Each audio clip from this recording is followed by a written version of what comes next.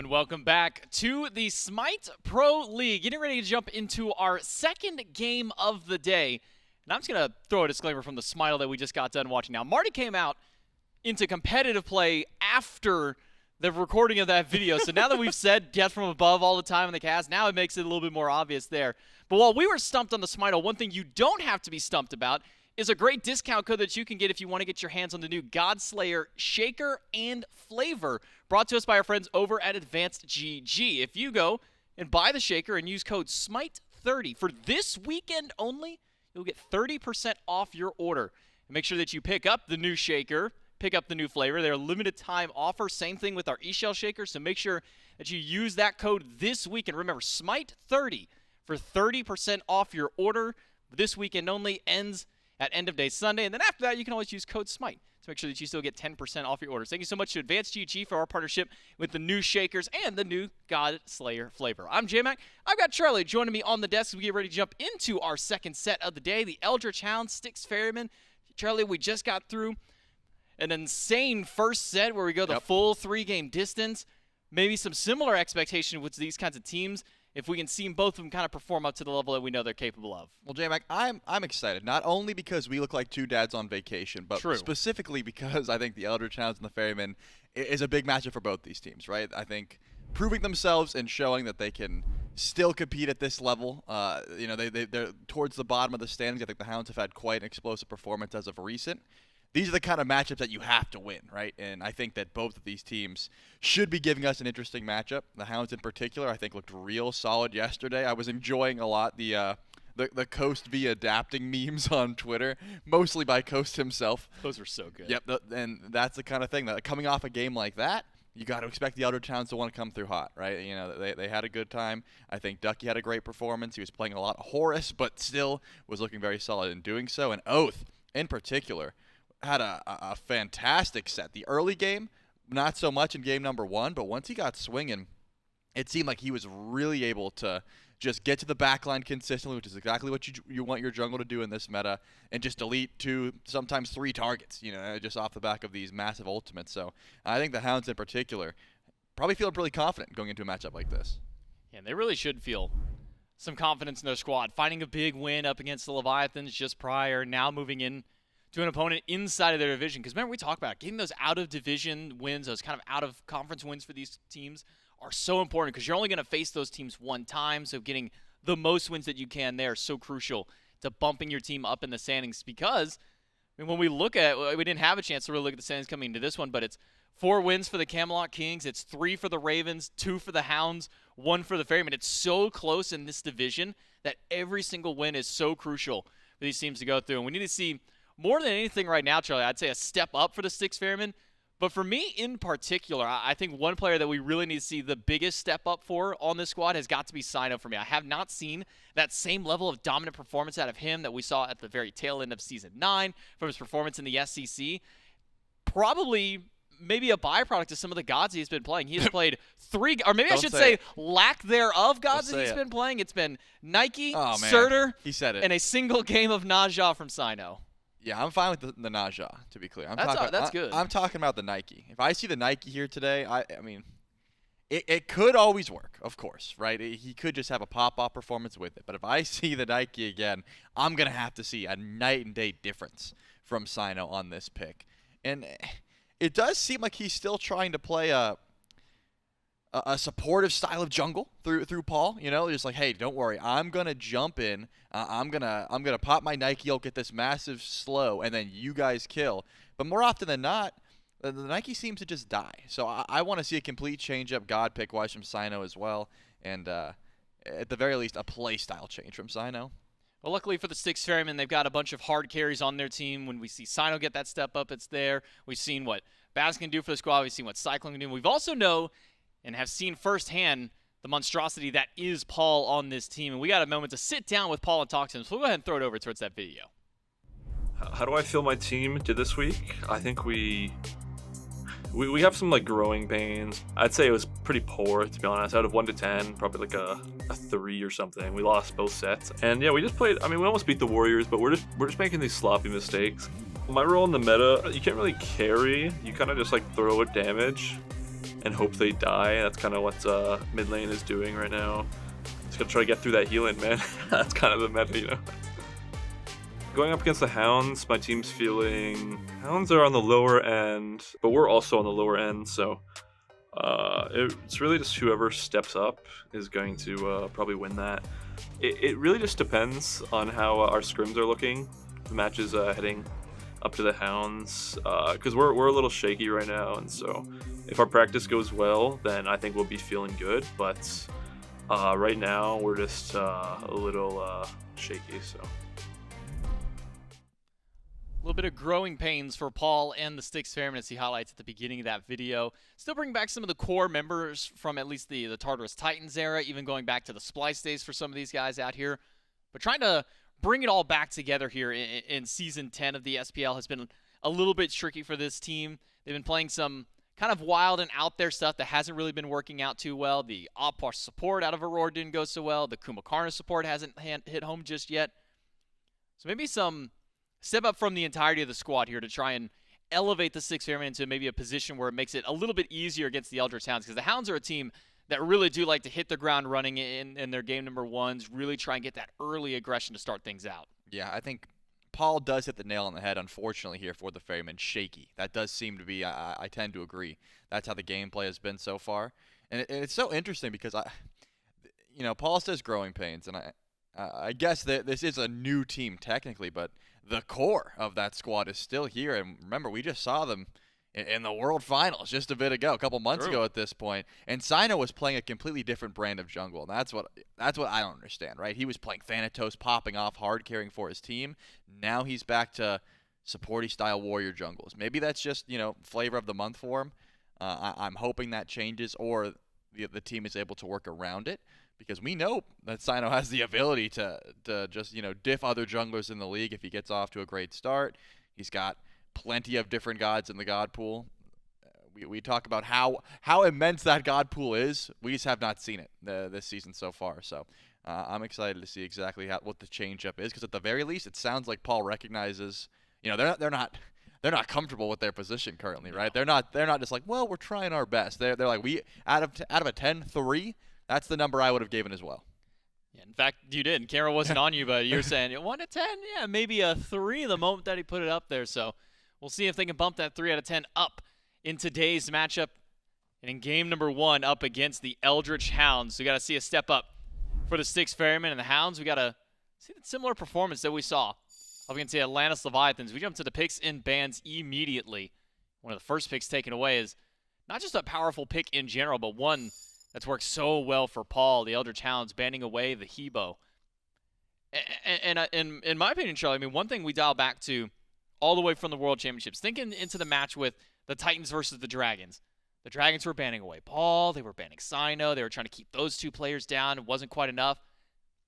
Then you take the Titans versus the Kings, and it was banning the frontliners away more than anything. It was making sure that Aror and SOT at that time were uncomfortable on their selections. And that's really where things started to crumble through. I wonder how much of that holds true for the Ferrymen, at least in Season 10 for the SPL. With Hebo, Marty, and Hell taken away by the Hounds. Styx Ferrymen, they'll round out their 3 with Serket, Vamana, and Ram taken away right out. That is just a respect ban. Who else is getting Rama banned besides Coast, right? He's been having a fantastic performance on the pick, so I think actually smart to take that away. If you don't want to deal with the boxing matchup, you don't want to deal with the possible snipes coming through, probably a good idea to take that one away. The Eldritch Hounds are going to first pick that Horus.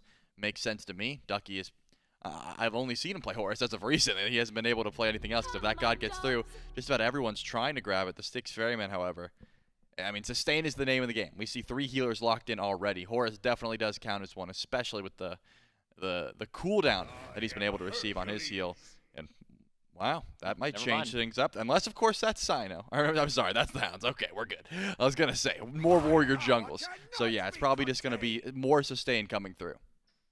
So we do have Horus, Hercules, and Merlin, a fast top 3 for the Eldritch Hounds, but they've given up Guan and Aphrodite to the Styx Ferrymen. Now, Aphrodite, just in general, Charlie, has not really been having a stellar performance so far. Not the best. At least in this phase. If we even kind of take a look at her breakdown stats, it's only been able to win 2 of her games, and both of those have been on Awesome Jake on the Oni Warriors. Not the most successful. And then Cliodhna out of left field. Is this a Cyno pick? Does she always do that when you lock her in? That was so creepy. Did you hear the eerie I think that's the sound she makes when she's like inside the wall and you like walk nearby. It's creepy. I don't like it, and it was very unsettling. And I looked to you, and you didn't react. So I'm like, am I the only one hearing this? Is she? Luckily, my you? own voice inside my head was drowning it out, so I didn't have to hear it as much. Well, either way, Cliodhna is a scary pick here in general. If it's kissed to an Aphrodite, late game does have that hard carry potential. Of course, you have to wait for her to get out of the wall, but plenty of late game damage. The issue, of course, is the early game. You want to spam yellow numbers. You want to get Heartseeker online. You want to be able to half-health someone through the wall. That takes a little bit of time to get online. So it seems like the Styx Ferrymen are not playing for that early game aggression with this draft. They're trying to get online and go to level 20, probably fighting around Enhanced Fire Giants. That's where this comp really takes off. Whereas the Eldritch Hounds, so far, they've got that early pressure with Hercules. He's just a lane bully. He's going to have a good time. Horus, as well, is going to be able to pull beads.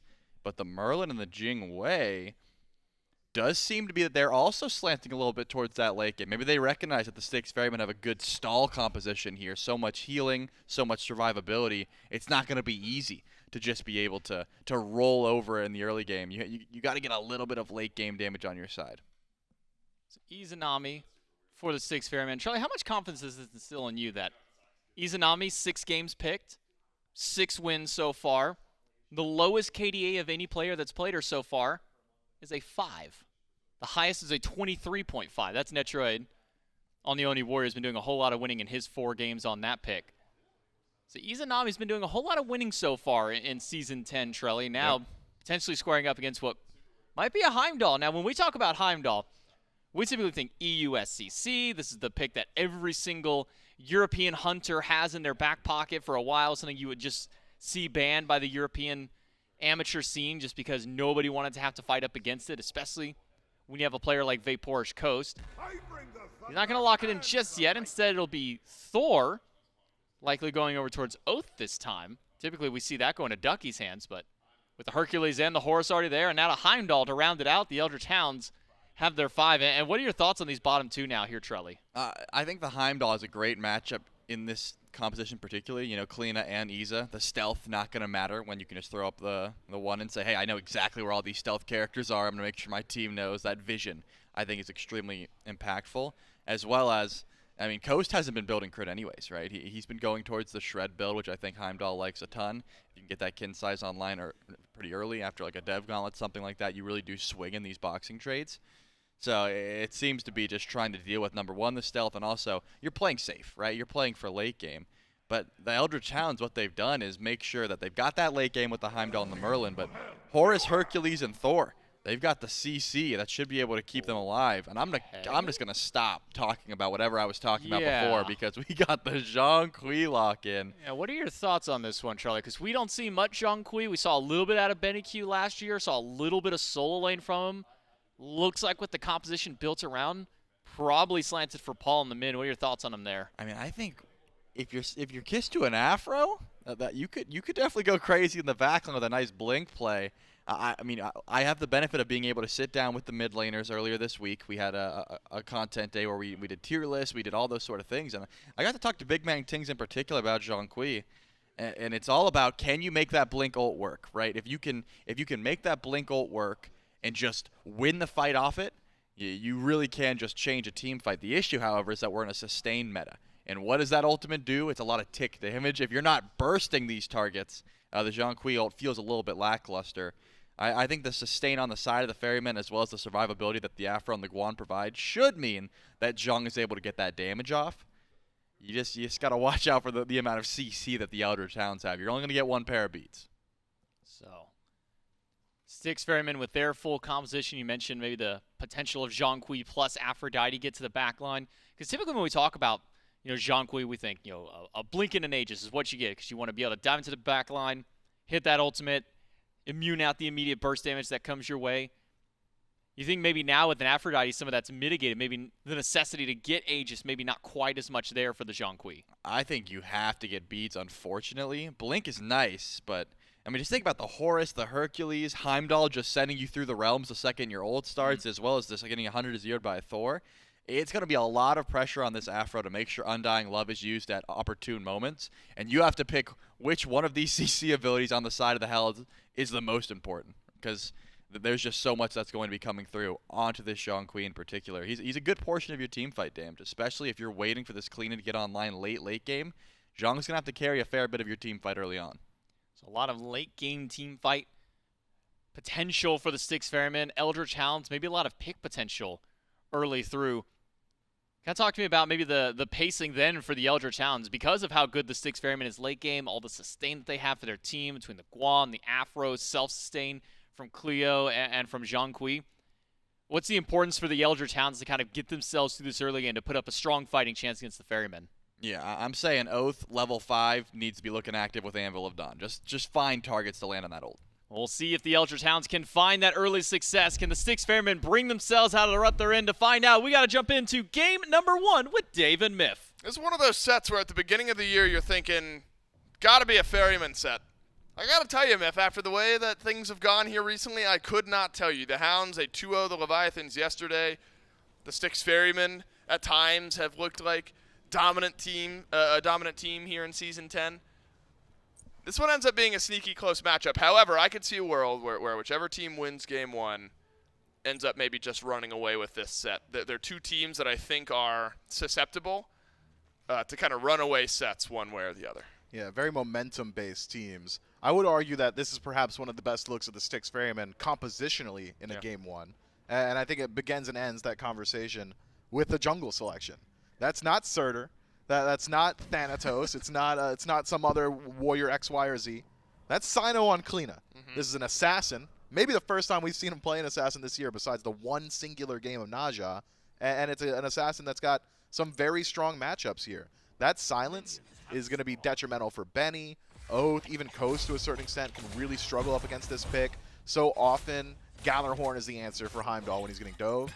Doesn't really work. That knockaway doesn't work against Cliodhna so long as she's channeling her own scream. So a lot of dive potential there for the Styx Ferrymen. But the Eldritch Hounds similarly have got a composition that could really get active early game. I'm looking at the duo, how aggressive a Heimdallr and a Horus can be together. Oathhh and the performances he's had individually on the Thor pick, one of his killingest gods and one of his most successful gods in the SCC, now making that transition to the SPL. I think there's a lot that could happen here, especially in the early game. Agreed. This just seems like one of those games. Ooh, that was close.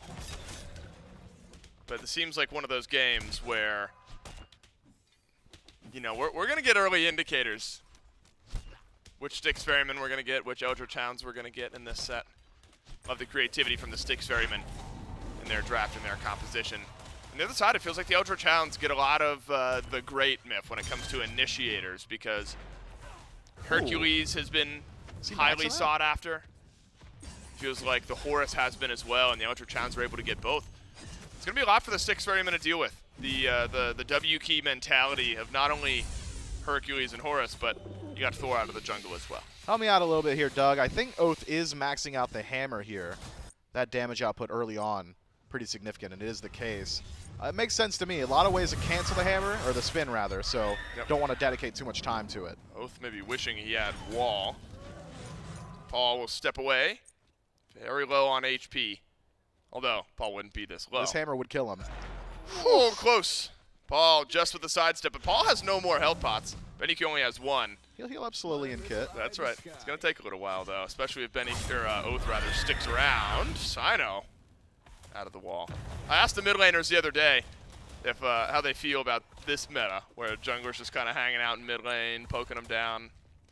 I get the vibe that mid laners would rather just be left alone for a little while. You know, I think they talk about hunters and they roll their eyes about the ADCs and how they might be at odds with one another. They might be more alike in many ways. In that I think mids just, they'd rather level 3. They'd just be doing their thing, clearing wave. Yeah, mids and ADCs all want to be solo laners. You know what I mean? How they're left alone on an island, Ducky and Baskin can stare each other down. That's all hunters and mid laners want. Unfortunately, the game happens in those lanes, right? You gotta find the pick in mids. You can go to the Gold Fury or the Pyromancer, control the neutral farm that's so concentrated towards the center of the map, which is why the junglers, if you were to look at a heat map for all the SPL junglers, tend to lean a little bit more so towards the left and center of the map, much to the chagrin of the laners there, but I think just a byproduct of the meta and how the map has been built out. I'm intrigued by Paul and his pick here in Game 1. Zhong Quig.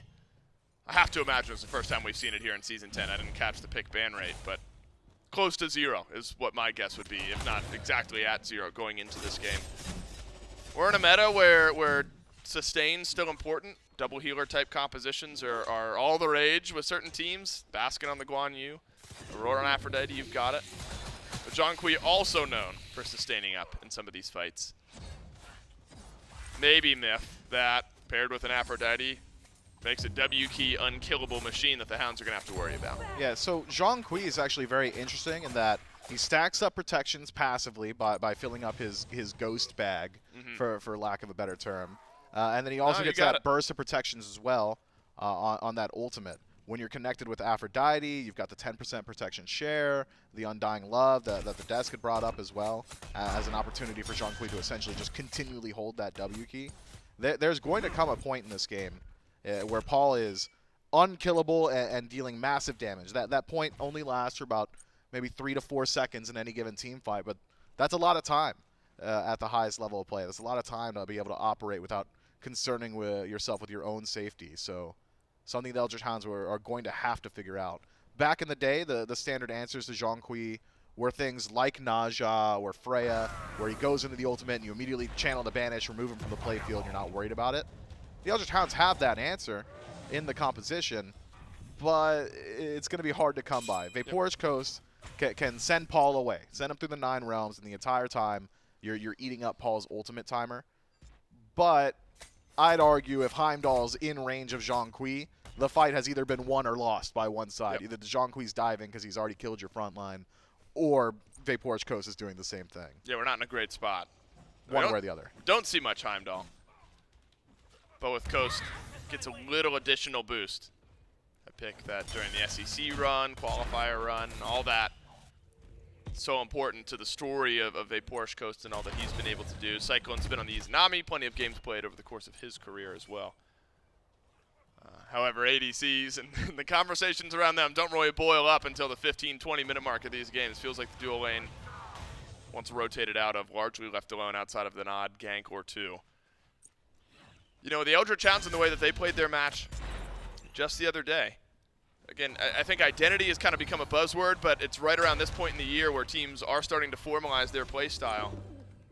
I think the Hounds remember the first few weeks, this Hounds team, they would take a game off teams here or there, but just couldn't weave those together into full-on wins or set wins even. Now, riding high on a couple set win streak. Remember, they beat the Gladiators last weekend, beat the Leviathans to start off this weekend. Seems like they have started to figure out exactly what their game plan is and feel more comfortable around some objectives, maybe comfortable around some fighting. That's a dash in from Quig, beads off of CycloneSpin. Maybe an opportunity for Oathhh.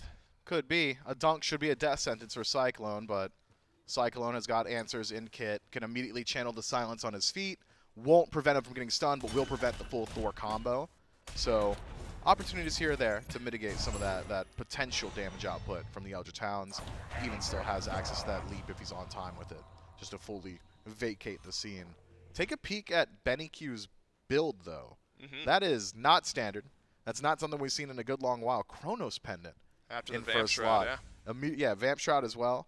I mean, you've got your CDR. I guess you got to get it somewhere if you're not going to go down the Sands of Time path, but this has slowed down his damage output, I think, especially around objectives. Second item, generally he'll start making his money, but this is a very different look at a mid lane build.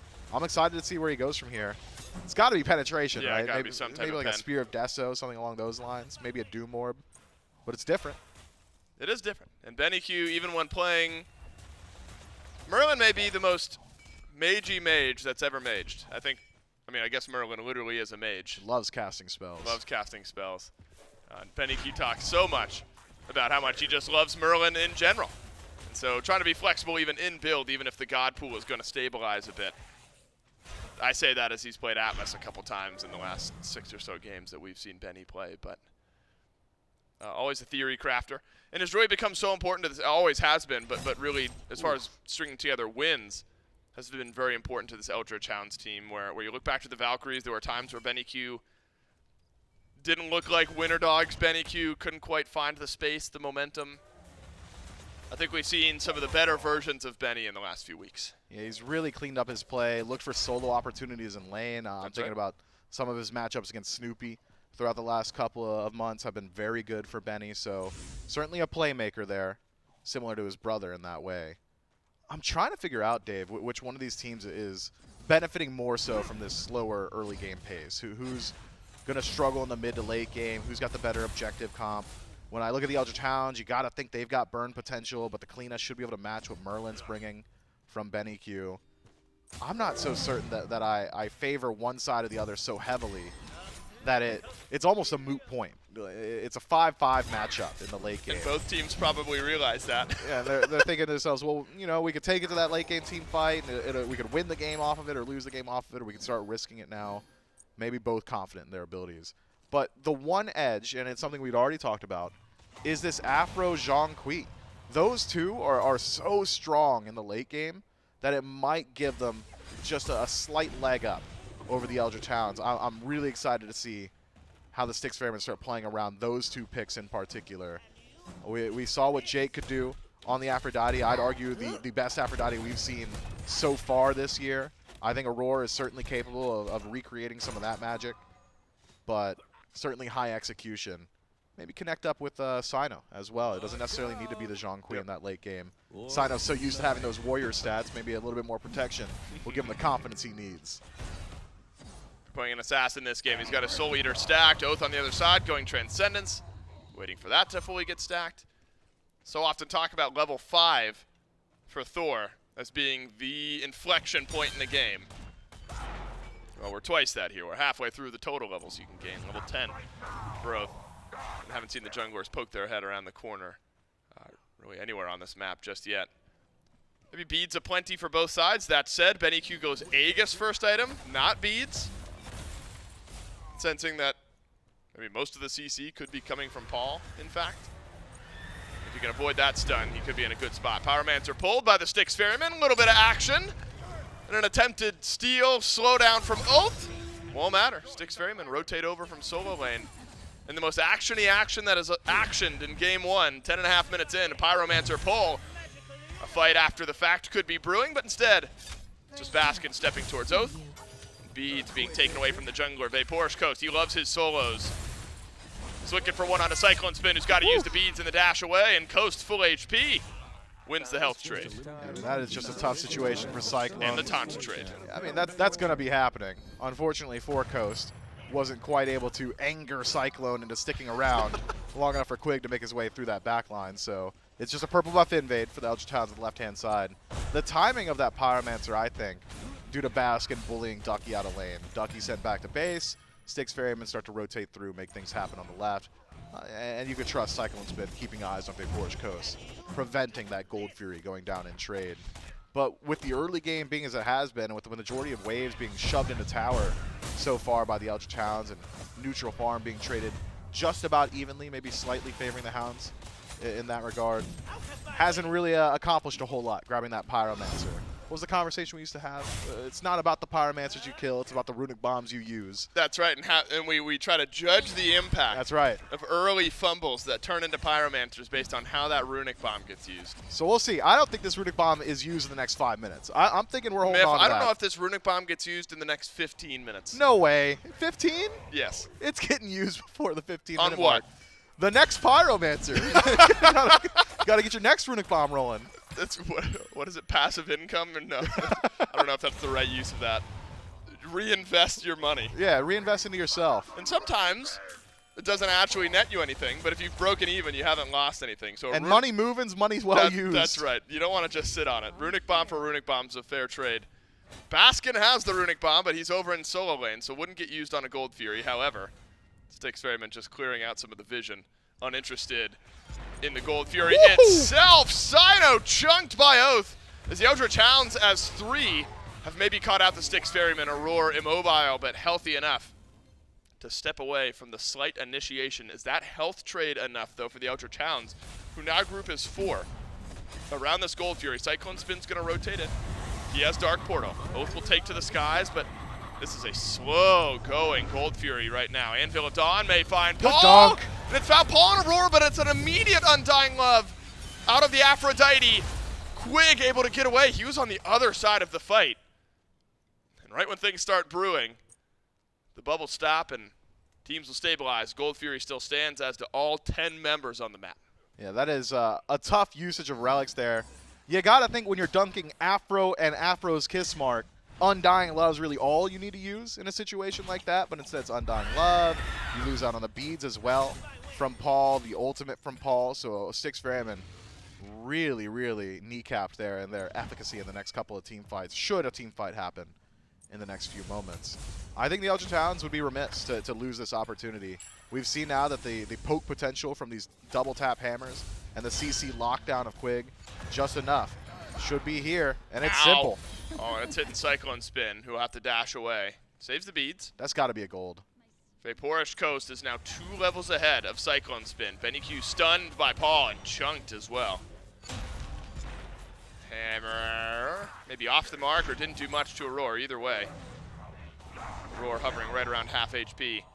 If you wanted a Gold Fury, you will not get a Gold Fury. I wonder if the health being taken off of BennyQ a bit maybe slows down the mindset of the Eldritch Hounds. I think the Hounds saw the poke. We're backing up to the Gold Fury, realized, okay, well, green buff's up. Let's steal some back camps. There's some enemies. Maybe a little bit more poke, and the Gold Fury will be a bit easier. But over-dedication of their time and maybe overvaluing that green buff maybe removes that opportunity to move in towards the Gold Fury. It's Benny going Mirrodin. Benny's just got to be different. He just has to be. I mean, Mirrodin makes sense on Merlin. Yeah. I mean, you're you're proccing it pretty consistently. Yep. It's a good stat stick. It's definitely different, though. It's not standard, but different is not always wrong, Meth. No, of course not. Benny's got something cooking there. I'm gonna wait and see what the dish is before I judge. Man, you've opened up Benny now, if this game starts to go south, to a whole lot of he's not cooking memes. Yeah, but it's not fair to him. I was the one who said it. Yeah, well, yeah, that's why I said you opened him up to it. I called you out. Yeah, but like, the internet's a fair and just place, right? Oh. Nobody would start to harsh on Benny for something that I had said. No, of course not. You're right. There's just no world. A lot of well-reasoned people That's right. in the Twitch chats of the world. That's right. Stable, healthy mindsets. Benny, you're safe. Don't you worry, regardless of what you're cooking. Could be burnt scrambled eggs. Could be the Gordon Ramsay special. Either way. Scrambled eggs again. Just scrambled eggs. I've actually learned how to make my scrambled eggs from Gordon Ramsay. It's all about on and off heat. And constant movement, And just like your movement. money. 100%. Just like the runic bomb. Was that 5 minutes ago? Was it used? No, it's still no, we there, still but I'm got saying it. it's been 5 minutes, right? At least 5 minutes. The pyro's respawned and it's been sitting there for about a minute or so. Some smites happening here for sure. The Eldritch Hounds nursing about a 2,500 gold lead over the Styx Ferrymen. I think a lot of that are the purple buffs that are just being taken away from CycloneSpin, who's been 2 levels behind. Coast does seem to be owning. Right. Coast is in a fine spot. Has kin size completed. That's a massive power spike over just the tier 2 balance blade from CycloneSpin, but it looks like just enough team support will give Cyclone his first purple buff in the last 2 or 3 rotations of it. Benny goes back, finishes up the Mirrodin, so there's a lot of burn now built up, not only with the Merlin, but VaporishCoast.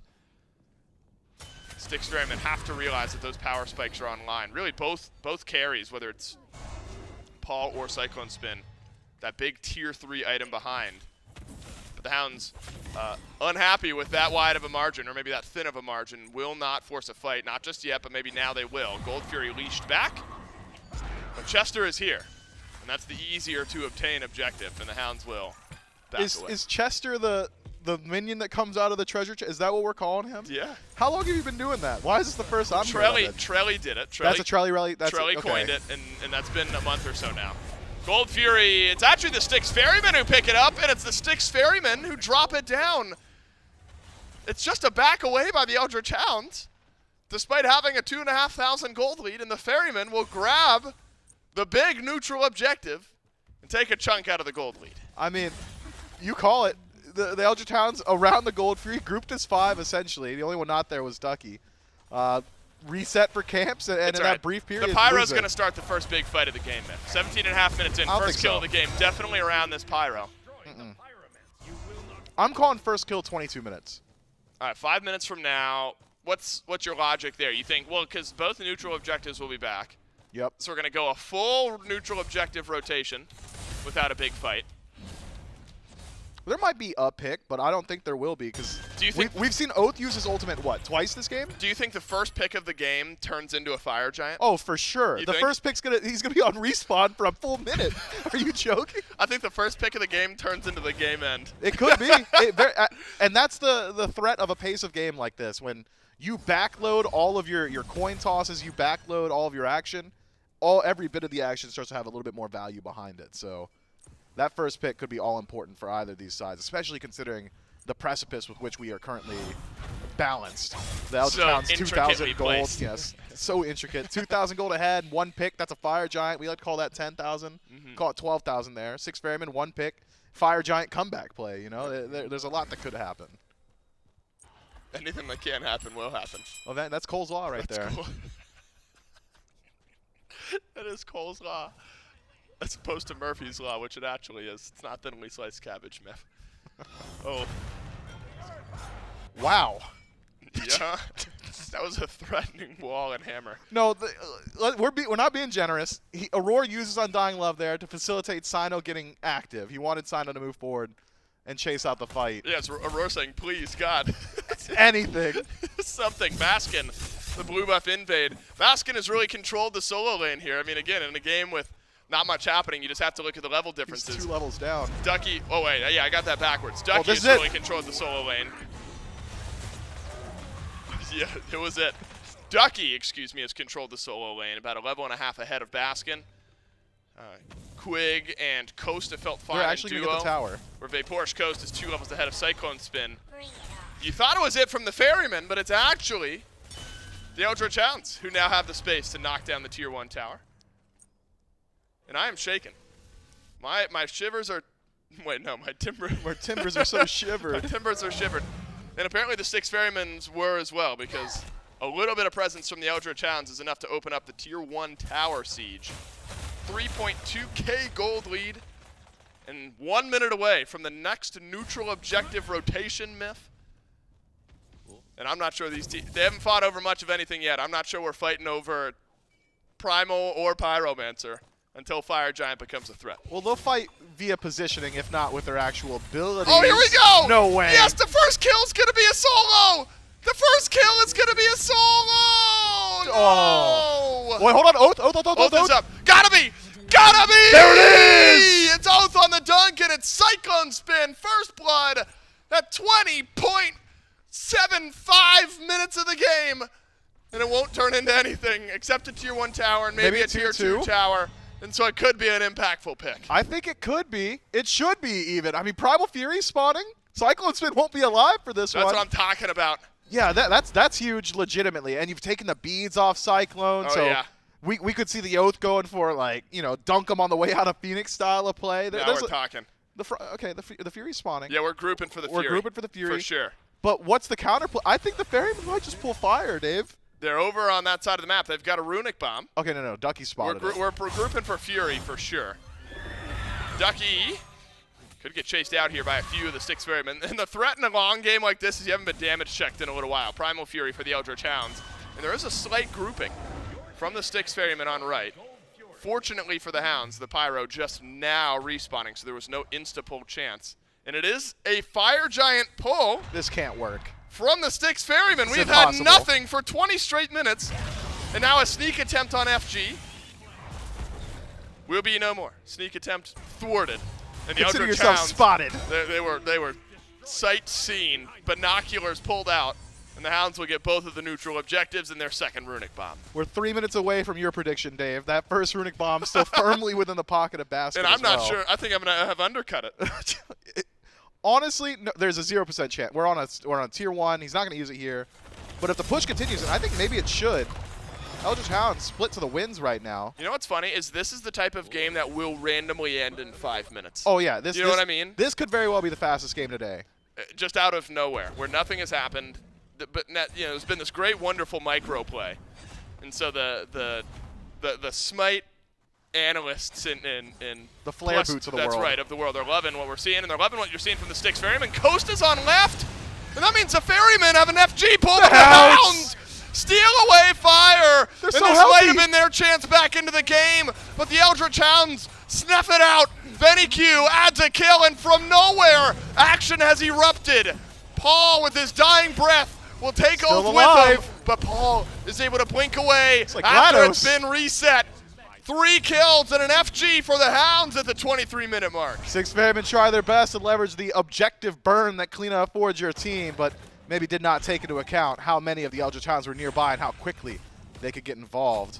Phoenix? No, Ducky, I thought he was going to keep going for that. They got runic bombs. Oh, they got 2 of them. They got 15 seconds. They're oh, yeah, teleporting the minions? This is min-max. Well, they Oh, gotta get the they tower. gotta get the tower. You Wait, get guys, the tower. guys, Get the tower. Get the yeah, tower. we're Okay, good, we got we're the good. tower. Okay, Oh, we're over in different tower. mid lane. I was so nervous they were gonna go to Phoenix. Eldritch Hounds make the Wait, big they play. got a Phoenix. Left side. Oh, on the left is Was Coast Coast split pushing? The whole time Coast was splitting. 4v5? Okay. Big brains for the Eldritch Hounds the entire time. Coast was split pushing. He does get the most valuable Phoenix. Someone check him PC, bro. Someone check. He soloed CycloneSpin and took a Phoenix. He's full build. He's got a full tier 3 and a starter item upgrade He's over a him. CycloneSpin. He's Himothy. Hemi neutral. VaporishCoast making it happen for his team from all the way across the map. You've never seen 001 All right, let's look this good. Let's look back at that fight, though. Styx Ferrymen, what, are they baited in by the fact that it's a 4v5? And they're thinking they've just got the numbers advantage. It's you know, it's an amalgamation of a couple of things. With hindsight, of course, yeah, VaporishCoast being on left, probably a significant factor in the decision-making process of the Styx Ferrymen. I think legitimately as well, Styx Ferrymen probably very confident in their team fight there. We sung the praises of Zhong, Quig, what Aphrodite can do for your team, the initiation potential, the burn potential and objectives. It's all there. They just weren't taking into account the Oathhh factor, the triple dunk that was coming their way, the massive backline disruption that was coming their way from Quig. And from there, with one team fight, the only one we've seen so far being weighed so heavily, you got to think it's all Hounds all the way from here. I know, and this is what we talk about when we talk about the Hounds forming their identity. It feels like a team that can play these slower-paced games. They can find themselves an opening, and they've been doing this since early in the year. Remember, not many teams were taking games off the Ravens. If I remember correctly, the Hounds and the Ravens go 3. Maybe it was the only Warriors and the Hounds. At any rate, They're going 3. They were able to find some wins individually in games in these sets. Had trouble sieging. Remember, we did a whole segment on the Hounds and having 3 Phoenixes down against the only Warriors. That's what I'm thinking of, and not being able to end the game. Feels like the Hounds have bought themselves a little leeway in my brain, where I'm thinking this game has been so close, been so slow for 20 minutes. Suddenly it's broken open. Feels like now the Hounds can just roll with what they've built. Yeah, they've built up a whole lot. I believe now 3 runic bombs in pocket. Keep me honest, maybe 2 or 3. They've got a very strong siege composition. We've sung the praises of Merlin on defense. Equally strong on the ability to go in towards these Phoenixes. So the ability to keep minions out of base, I think now under question mark, under the spotlight here for the Styx Ferrymen. Zhong Quig, great in a team fight, great in neutral territory engagements. If you're able to take a fight around the Fire Giant, it's so difficult to stop him from diving with his own ultimate. Not exactly the greatest at being a standard mage and applying damage from a range. It's always games like this where, now the game not over yet, but should the Styx Ferrymen end up on the losing end of this game, it's always games like this where you look back and it kind of gets broken down and you're thinking, were there opportunities to get active a bit earlier on in the game? The game just Probably sort of not happening to the Styx Ferrymen at this point. And really maybe it's the correct call to pull FG, and it's just a big play that happens in favor of the Eldritch Hounds. Because the trade-off might have been, all right, we're giving early FG to the Styx Ferrymen. If you're the Hounds, you're thinking maybe we're giving early FG to the Styx Ferrymen, but at least Coast is just going to be uncontested on his push down left. It's a literal worst-case scenario where not only do the Styx Ferrymen not get Fire Giant, but nobody ever contested Coast, who farmed up a few waves, is now full build, knocks down a Phoenix. And where we're paused at in the game, Myth, is now this full regrouping, deep breath taken from the Hounds, and what could get worse, full base siege about to happen. Yeah, I imagine we see the Hounds go for some sort of split engagement. You really want to separate this Aphrodite and Zhong Quig. So a 4-1 push or maybe a 3-2, something like that to split up that team fight potential that the Styx Ferrymen have got could serve them well. Hard to say exactly where they're going to put that push as we get a better look at the screen. Seems like a bit easier now. 5 stacked on right. Couple runic bombs for the Eldritch Hounds, and maybe one team fight away. When the Hounds find the openings, they do take them. One runic bomb gets used, nearly fully takes down the Phoenix on right. Good news for the Styx Ferrymen is the fire wave on left far pushed out, and so you're not going to have imminent danger to your Titan. Not for the next couple of minutes at least. 40 seconds left on this FG power play. Ducky steps forward, stunned by Aror. Little poke damage from the Phoenix. Quig could step in, drop this runic bomb, and open up this Phoenix once and for all with maybe just another auto attack or two. Follow up the rest of his team. Ducky once again gets stunned. Quig down to half. Ducky also down to half. Remember, when you've delayed the game this long, you got a lot of full builds, a lot of itemization built up for the Styx Ferrymen, despite out of nowhere an 11,000 gold lead for the Eldritch Hounds. Oathhh will go up. This could be a defining moment here in this game. An undying love awaits for CycloneSpin or Aror. And Oathhh instead will just go up, down, and the threat of a Thor dunk's enough. No fight to be had. And a very calm, cool, and collected right side Phoenix. Yeah, the Eldritch Hounds really bringing some veteranship here. You gotta imagine it's a lot of honor views around maybe that Oni Warrior set where they did struggle on Siege, but that was clear and concise.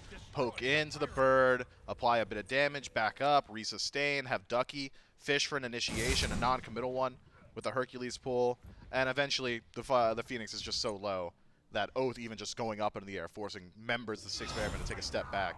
Enough to expose the bird, and, well, the Eldritch Hounds take it out relatively easily, maintaining a couple of their bombs in pocket. Left side Phoenix, though, the most valuable Phoenix on the map, should respawn here. And it's the Styx Ferrymen, grouped first, starting up their own siege. Perhaps the Eldritch Hounds have got something to say about it. Where's this Horus going? Right on top of the Styx Ferrymen. Hello!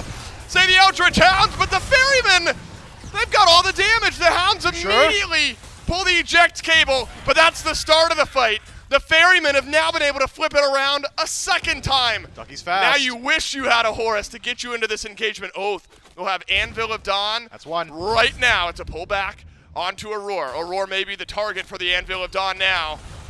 It looks like the Aphrodite's just going to be left to the wolves. VaporishCoast with another in this fight. What does this get you, though? Fire Giant has respawned, or are the Eldritch Hounds more concerned with the Phoenix and the Fire Minions that are walking in right? I think it's time to go for the end, Dave. The Eldritch Hounds 5 strong and healing back up. Baskin able to make his way back. I refuse to left believe side. it. No, they could definitely at least get the Phoenix. They have two bombs. No, Phoenix, yes, 100%.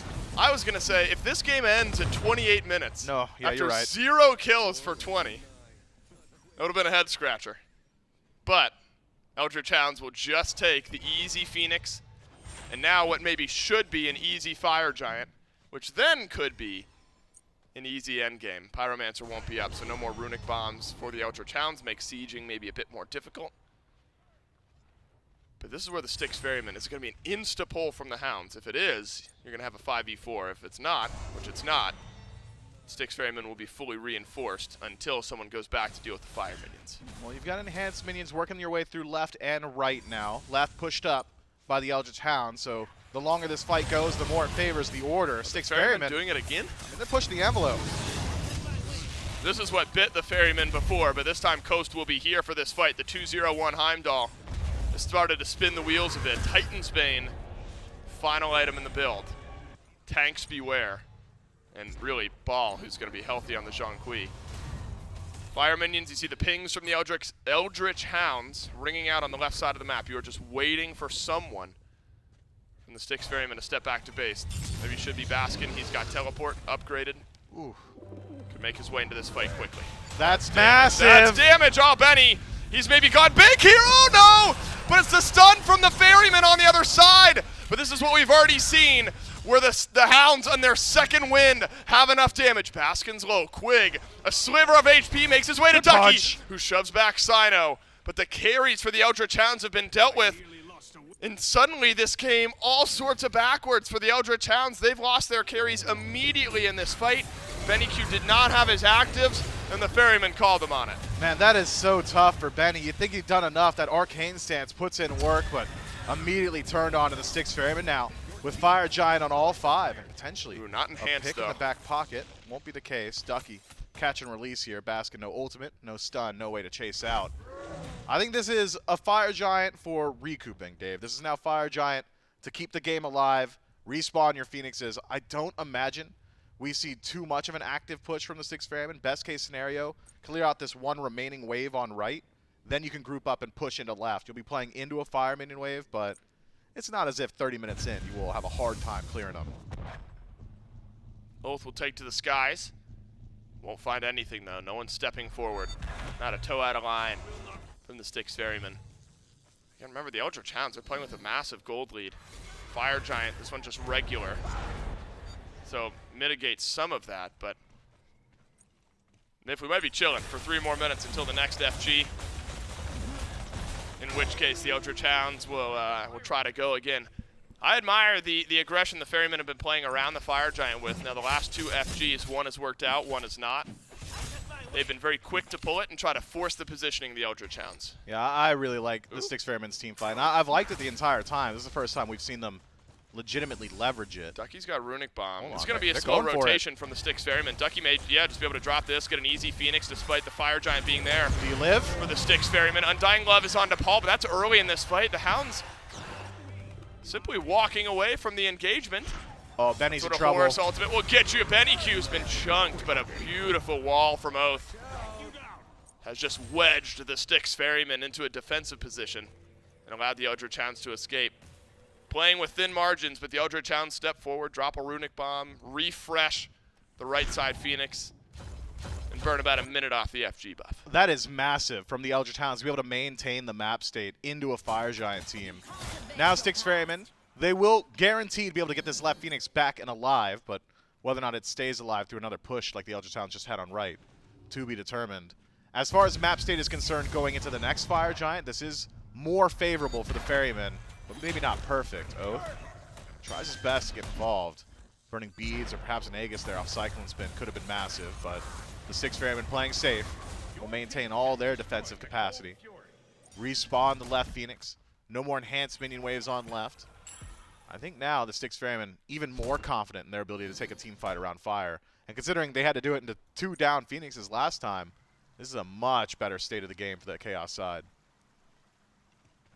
Maybe buying your time is it truly is the name of the game. Oh, do we ever track when Baskin used that Runic Bomb? It was after the 15 minutes, right? For sure, yeah. Okay, all right. So we were at least on it with that. Most players in this game outside the supports fully upgraded their starters now, fully build it out. Fire Giant now drops off of the Styx Ferrymen. I guess you could argue they're in a better spot than when the last Fire Giant started up because their left side Phoenix is respawned. Could and have. Did you just do that? Yeah. Oh, man, I'm all over the place. I'm sorry, buddy. Miff, I guess you could argue that the Styx Ferrymen are in a better...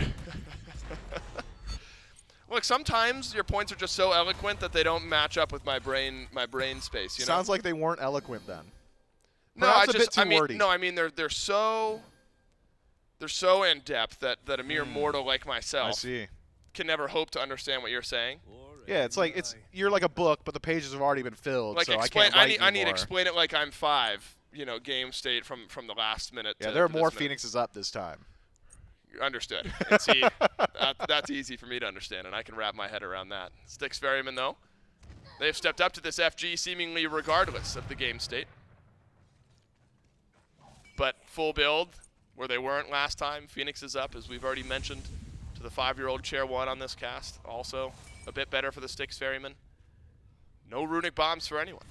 Unless the Pyro lasts for, or the Fire Giant lasts for another 45 seconds, which it may not. Oathhh is over in mid.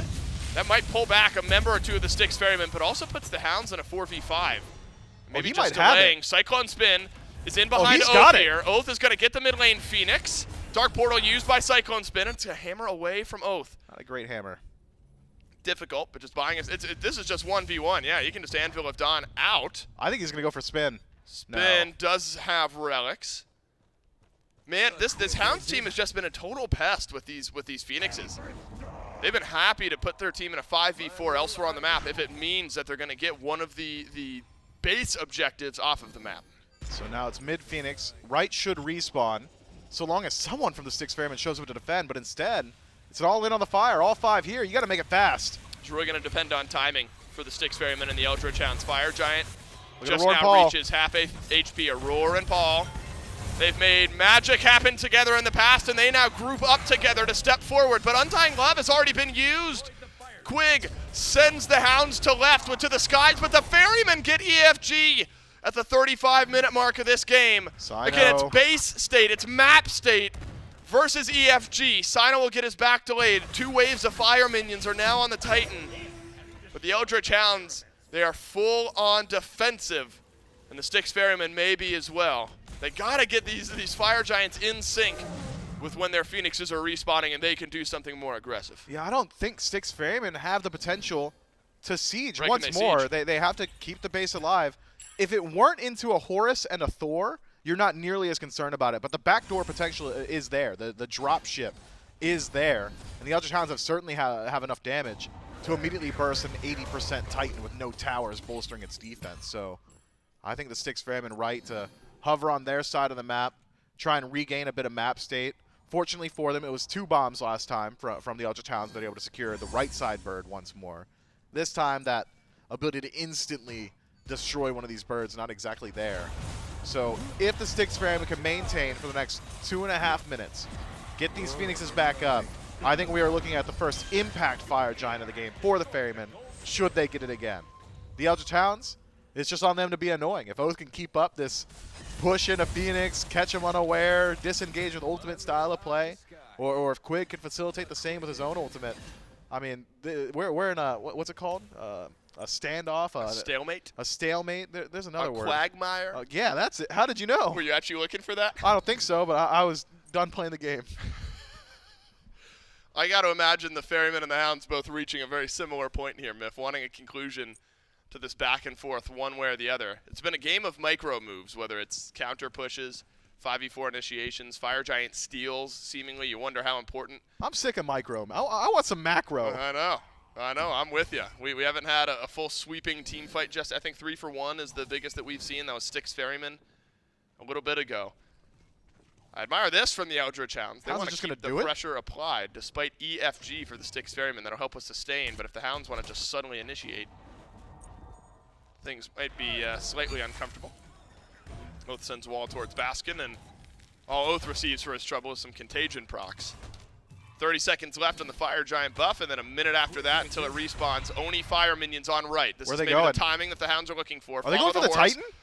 No. They are going to the left side. Phoenix. They'll have some shielding. A few members. We've been pump faked one too many times, Miff. Are they going to end? We thought they might end 15 minutes ago. And how silly we were. But the Styx Ferrymen suddenly emboldened. Ducky suddenly a bit worried. But Paul's got to be careful as well. Undying Love, all 5 ultimates used by the Styx Ferrymen. Oathhh still has his. Ducky still has his. He's up. Anvil of Dawn, this could be a big one.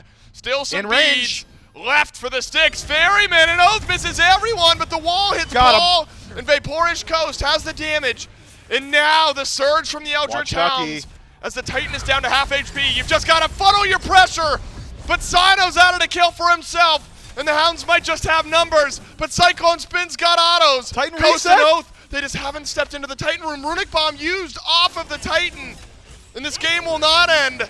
The Styx Ferrymen can defend, they will defend in a 2-for-2 trade. Man, what a wild turnaround ultimate from Cyno there. Just keeps the Eldritch Hounds at bay. I think had Ducky turned around a bit sooner, could have potentially turned that fight, but had eyes for the back line, wanted to make sure the Styx Ferrymen couldn't quite make their way into the fountain. Unfortunately for him, wasn't quite able to prevent that either. So a 2-for-2 trade does result in the left side bird going down. Right side bird respawns.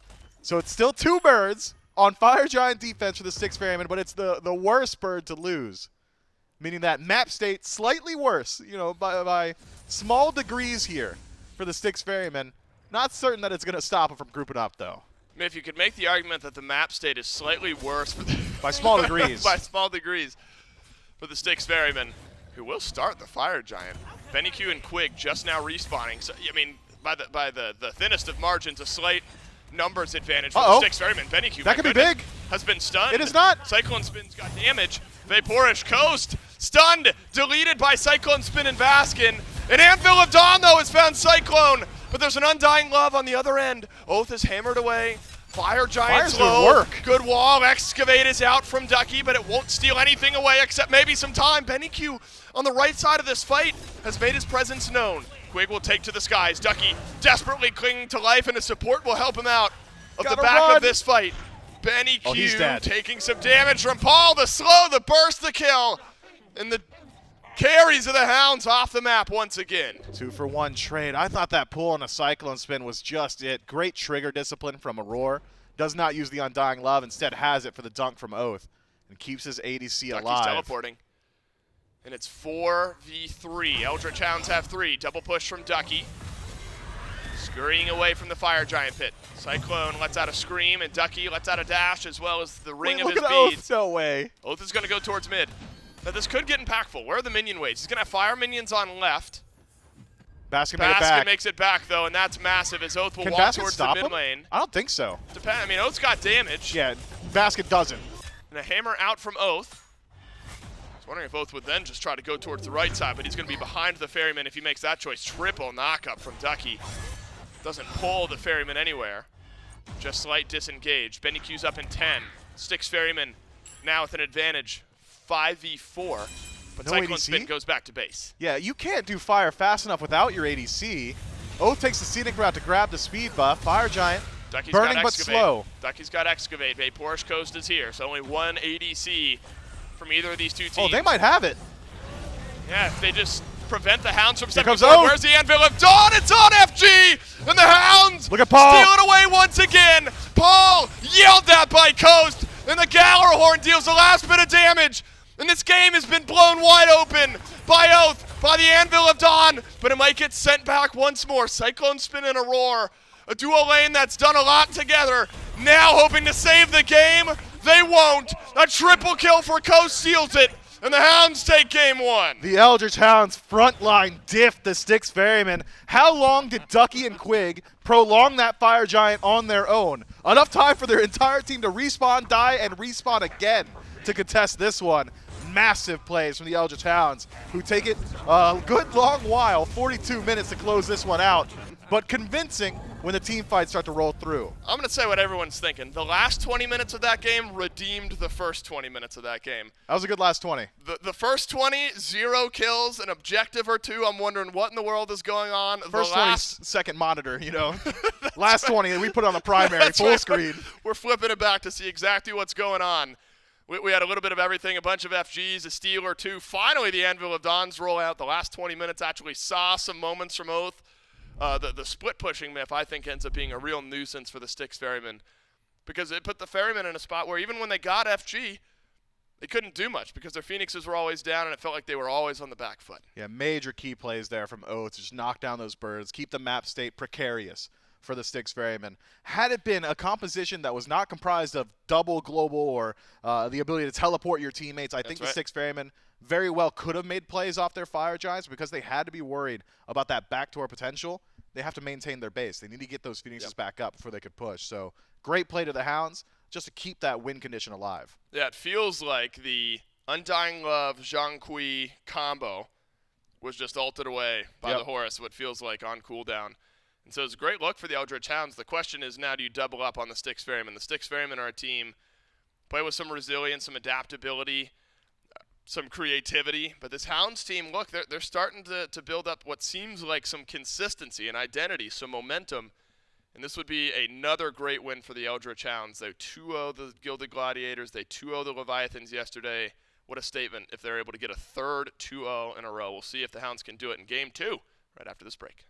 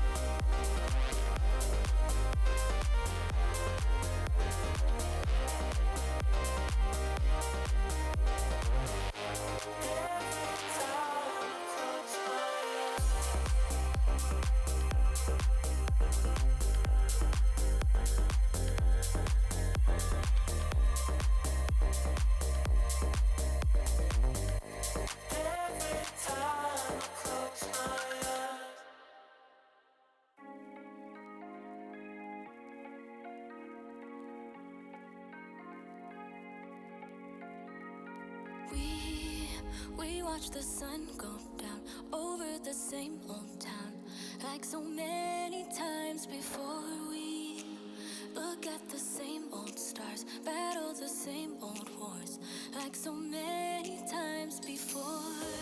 And I know that we're not perfect, but I'm gonna miss all that we had. Yeah, I know that we're not perfect, but I need this night for the last time. Stay, stay. No, you're gone in the morning, but I'll be okay if you stay. Stay. No, you're gone in the morning, but I'll be okay if you stay.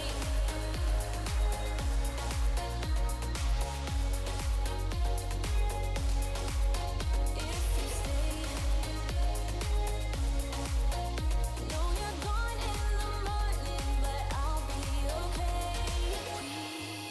We were never meant to last, but all the fun times we had, I'll never forget. We will always share a bond, no matter what, 'cause you have a piece of my heart.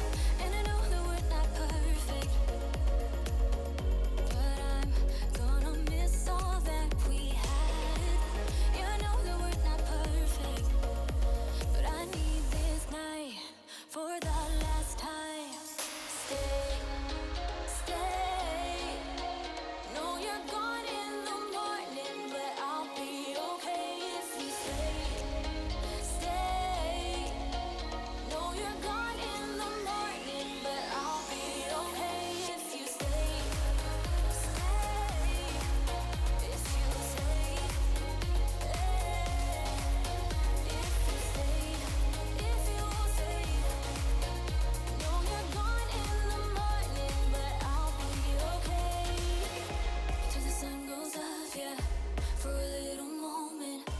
Just hold me closer, I'll be okay. Till the sun goes up, yeah, for a little moment.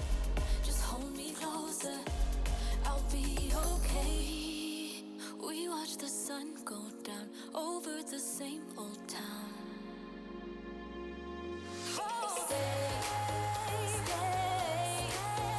No, you're gone in the morning, but I'll be okay if you stay. Stay. No, you're gone in the morning, but I'll be okay if you stay. If you stay. If you stay. Oh, if you stay. No, you're gone in the morning, but I'll be okay.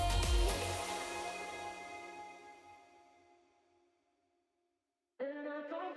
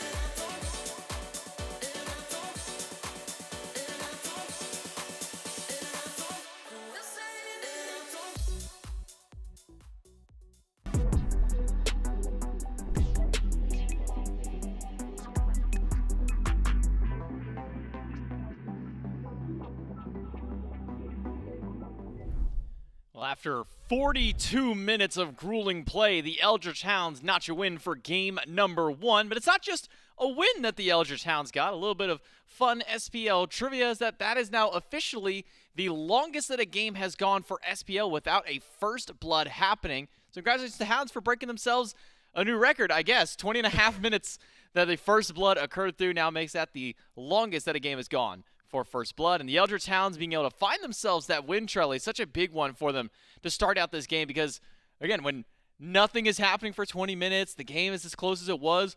Once that first blood hit, It was a snowball from there. It was a tier 1 tower, later a tier 2, objectives start to go through, and constant 4v5 play from the Eldritch Hounds more than anything, able to outdo the Ferrymen around these objectives. Yep, it was either you had VaporishCoast over in left lane split pushing, trying to get something to happen, or you had Oathhh, who was running it down mid lane, trying to, split up the team fight there of the Styx Ferrymen.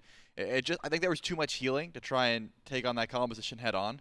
If you look at the stats at the end of the game, you wouldn't imagine that there was no blood spilled until 20.5 minutes, because there was a lot of fighting. It was just a lot of getting out with 1 HP. I think Aror being kissed to Paul was able to do a ton of damage and keep Paul alive in most of these fights, but they weren't able to find too many of those kills. It was a lot of low HP targets and being able to get out. The casters highlighted as well the semi-global composition. Quig and Oathhh being able to get across the map. I mean, throw Coast in the mix as well if he has a Bifrost.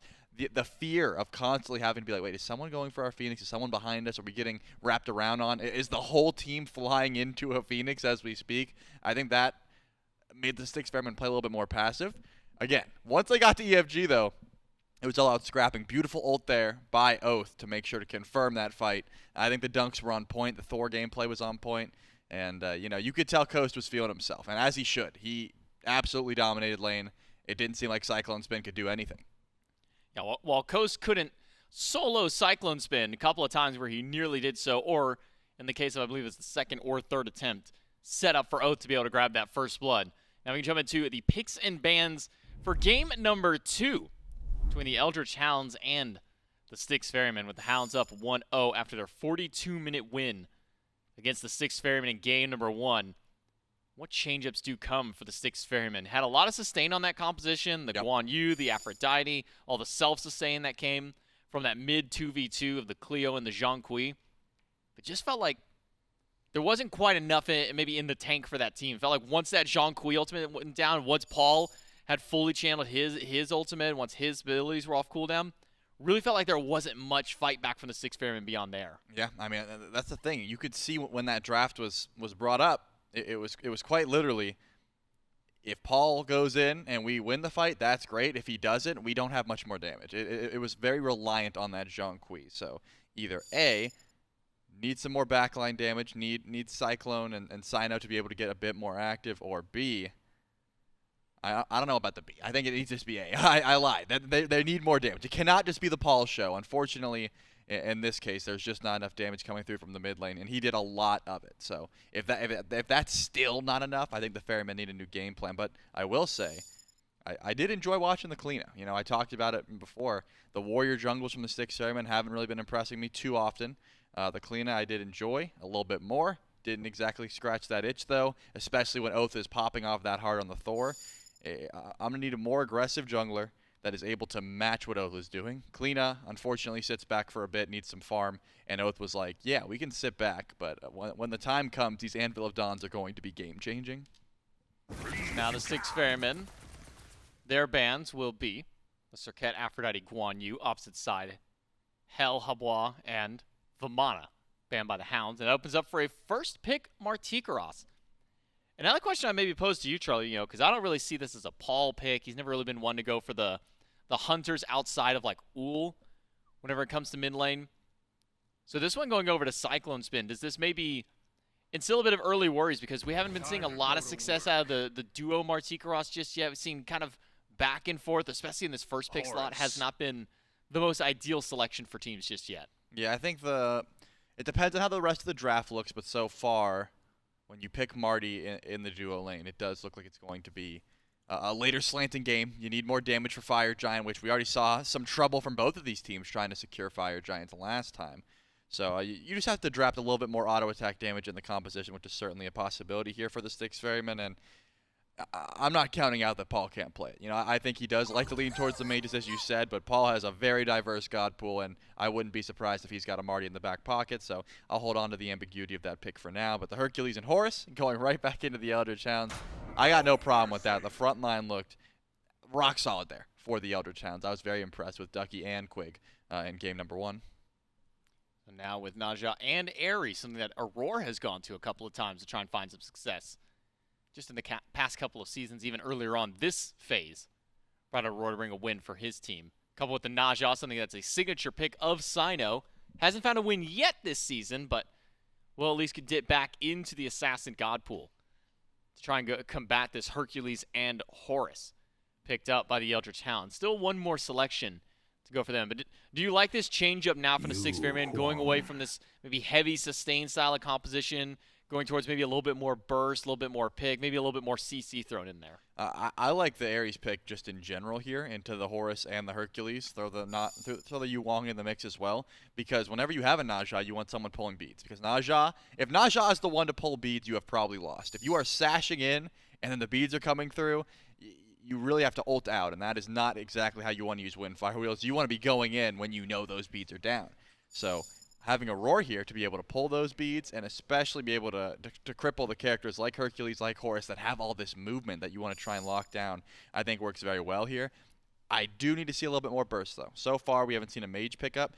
What is waiting at the end of Naja's ultimate? That is my question. Death from above, that's all well and good, but I'm going to need just a little bit more burst in the form of a mage more often than not.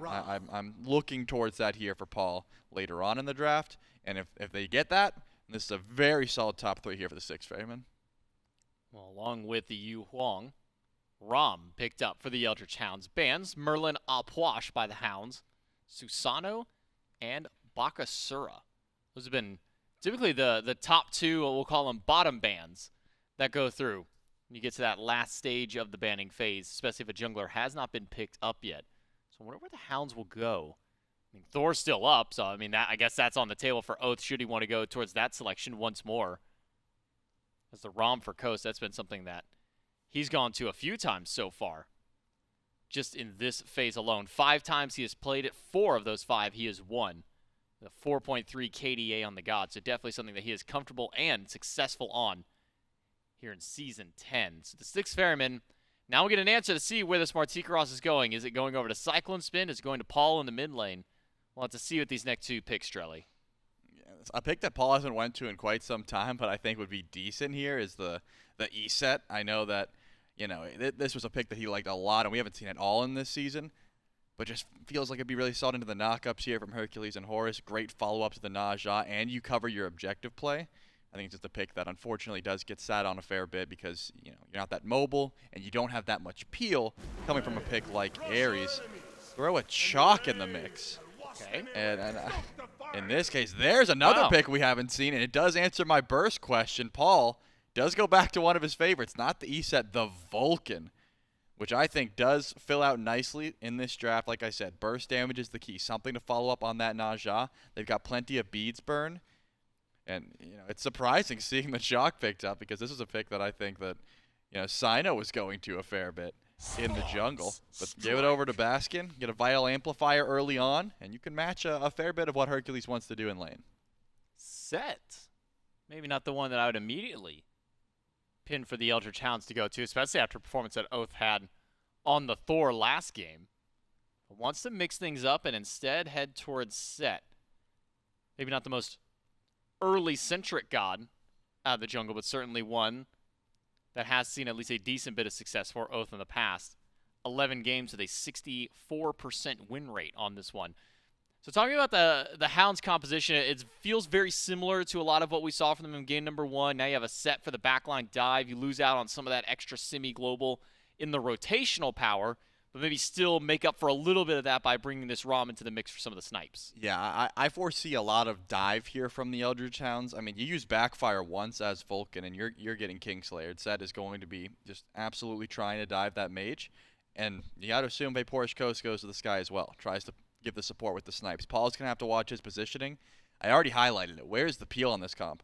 It's Naja. That's about it. Ares is there for moral support. He's like, yeah, I'll provide the chains, I'll use my ultimate, but I don't have much peel for you. It's going to be I'll pop a shell and I'm going to run away. So the Styx Ferrymen want to be ahead. They want to be aggressive because if they're the defensive ones, they don't have many options. It's just, hey, Paul's going to clear the wave. We're going to throw a ring toss, and hopefully CycloneSpin can finish some kills with death from above.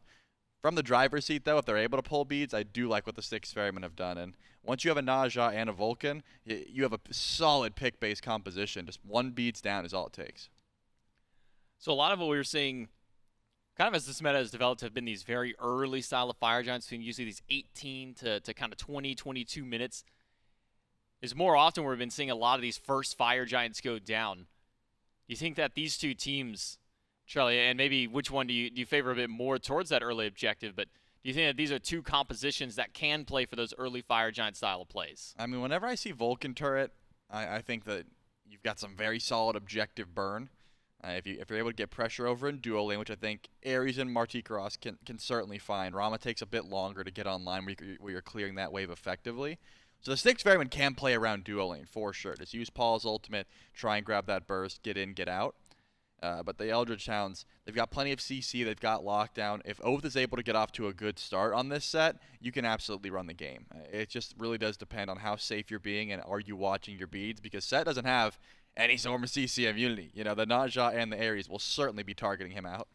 Will this be what the Styx Ferrymen need to bring this one back and take this to a game 3? Are the Eldritch Hounds going to run away with it with another win? We'll find out in game number 2 with the casters. Myth, how do you feel? We are officially record holders. Have you thought about that? Has it really sunk in yet? Dave, I've lived through way too many historic events in my short 25 years on this planet. We're talking about in like the universe and life. We've lived through a lot of historic stuff. We lived through a historic event there in game number 1, though. You and I have officially casted the longest first blood. The latest. Latest, right? Yeah, that's better. That kill was drawn out for Man, 5 he minutes. kept running. It kept running away. The latest first blood ever in a SMITE game. At nearly 21 minutes of gameplay. It was first blood. Beat the previous record holder by an entire minute. Poor guys who are casting that. the last one before that. I don't know. It's a tough way of wording this. I don't know if you can really glean much. Does either composition here give the indication that a faster first blood is incredibly likely? There's a lot of threat on beads from Styx Ferrymen and very generic wombo combo potential. The Des does a great job highlighting. The Windfire Wheel immediately into Earthshaker from Paul, I think could lead to an early first blood. But who are you going to do it to? Is it BennyQ playing the safest mid laner in the game? Probably not. Is it Oathhh? Maybe, but he's elected to pick up beads in first slot as well. I think you'd be hard-pressed to find a first blood that doesn't come earlier. Yeah, I was going to say, granted, we're not going to break history twice. Knock on wood. We're not setting records twice. Knock on wood. It was 2039, I believe, was first blood in somewhere in there. In game 1. Yeah, no way. It takes longer than that again. That one's Cyno and Oathhh are doing this in mid. Hold on, he's got him. Paul's got him. And it's actually sub 1 minute for first blood for the Styx Ferrymen. BennyQ nearly goes down for the second. And the 2v2 in mid never disappoints. This time it's the Styx Ferrymen coming out on top. Benny in some trouble and removed. Oh my God. This is Paul's signature pick for a reason. Makes it look easy. A double kill as we crest the 1 minute mark. Damage output, good. Very strong. It's been a while since we've seen Vulcan. Get a quick rundown. That turret, you can choose who it aims at so long as you hit that first ability, the backfire. We'll apply that passive, make it a little bit easier to boost up that burst. In the early game, Vulcan just hits too hard. Myth, I feel like I could conquer the world right now. We got a 45-second first blood here in game 2. Paul's got a bastion and a half and a couple of kills. This Vulcan's going to be a threat for the foreseeable future. BennyQ's just got to hope to stay alive, and to your point, the safest mage in the game should give him some assistance in doing so. Also one of the losingest characters in the game. Also one of the losing, yeah, history not a great indicator for BennyQ in this case. Now the threats to Paul later in the game. Got to imagine Oathhh this set and the chance to run down Vulcan is a storyline we're going to follow. Yeah, I mean, Oathhh has gone for a slower build too. I mean, he could transition it into a Hydra's first slot, but that doesn't feel great. So it is likely Transcendence. Falling down as early as he did, really going to slow that one down as well. But there will come a point, probably around second item, where Oathhh is going to have that die potential to chase out onto Paul. And my concern originally for the Styx Ferrymen composition was super good from ahead, great at holding a lead. If you're holding the W key, Styx Ferrymen are feeling very good about their odds in a team fight. The second the game starts to go south, if they start to fall behind, the lack of peel that Trelly brings up, it's everywhere. You've got a minuscule knock-up from Baskin into some slows. You've got some slows from Aror, some slows from CycloneSpin, and then Cyno with the only real, true hard CC. Means that should you be put into a position where you have to run away, not a whole lot going to stop the Eldritch Hounds from walking you down. We're playing around the ultimates from the Styx Ferrymen with all those beads that we've talked about. Gonna either make that this is a great game for the Ferrymen and what their ultimates can do, or the Hounds are able to avoid a lot of it. Team fight phase could really flip things around. It's important to note, I mean, when you're looking at the gold lead over the next few minutes, realizing that most of that is with Paul. Got 2K in hand, a couple of kills with First Blood, and so yes, 1,000, and that's a metric we'll continue to talk about and look at, but it's largely centered here with Paul out of mid with First Blood and then a second kill right after the fact. It's an interesting theory craft moment for the jungle, though. I mean, you wonder if Oathhh just completely gives up on this lane now. I don't think you'd want to do that, but you're at risk of letting Paul getting a few more kills if you continue to fight around and give kills over to this Vulcan. Yeah, I wonder. It is a tough situation. I think you probably do wait on a couple of items now. The Eldritch Hounds going to try and stem the bleeding throughout the next couple of minutes. Once you have the burst potential, once Benny's finished up his first item, then the Dueling Dragons is a threat of displacing Paul. The potential to find the pick should follow afterward. But for now, Paul is just a little bit too strong, and it happened a little bit too fast. Spear of Desolation so early. I think you kind of have to let him have a bit of space for a few more minutes. BennyQ has gone Charon's coin, so he's at least able to finish up a tier 3 item. But whether or not Benny's grabbing stacks on that or not remains to be seen. Goodness, Coast takes a mountain of damage, but that's the ultimate out of CycloneSpin. Coast had a great game in game number 1. The Heimdallr not only for split pushing, but later on, adding some kills. Aror, unfortunate. Blink forward does not catch out the back from Quig, but largely unconcerned. Though for a couple of minutes, Blink and Ultimate won't be there from this Ares. Paul continues to roll here, playing around Cyno in the early goings of this game, though both junglers Smith appearing to go for Transcendence, so things could slow down a bit before we see a big eruption of action one way or the other.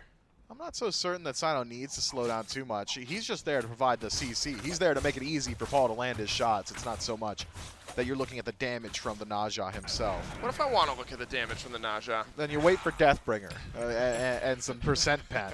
All right, that's when that starts to come through. Until then, he's a CC guy, and he's got good targets for it. Likely we'll have to get involved sooner rather than later. Just burn away some of those beads. Yep, Oathhh walks face first into this, has beads, Earthshaker, and a killing spree for Paul. It couldn't be much worse placed for the Eldritch Hounds and their jungler. It's literally in an area where Paul can just stroll over from mid, and now 3 in a row for the Styx Ferrymen mid laner. You know, there's been plenty of conversation around Paul and the types of Paul play that we've seen. It's a near impossible pace if you're looking at Season 6 and Season 7 Worlds. I mean, maintaining that is next to impossible for any individual player. These types of Paul games, though, is exactly what the Styx Ferrymen will hope to see a bit more often. But it hasn't really net him that much of a lead. Gold, for sure, significantly ahead, but maybe only about a half level over BennyQ to 1 level at this point. We'll see it start to stack up around objectives. That's something we don't get to talk about too often, is how powerful Vulcan is on Gold Fury or on Pyromancer. He's really the best god at objectives in that he's got burn and he's got the secure. You know, some gods may be slightly better in either department, but not bringing both like he does. Yeah, I don't think, the Hounds can't, I don't think they have the damage with Aror so close to his tier 1. BennyQ dodges out a decent bit of damage from Paul and actually returns some. Both mid laners trading ultimates.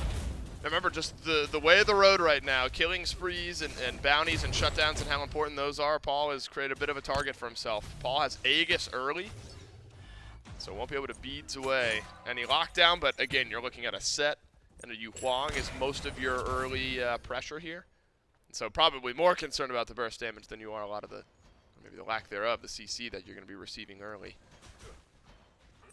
Aror on this Ares myth, I think, toes the line. We've seen Aror have a stinker of a game on an op wash.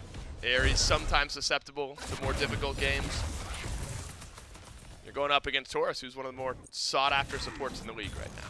Yeah, but you also lock down half of Horus's kit with your chains, right? That's a classic counter matchup. And those chains applying the cripple means that you won't have access to Fracture or the heal.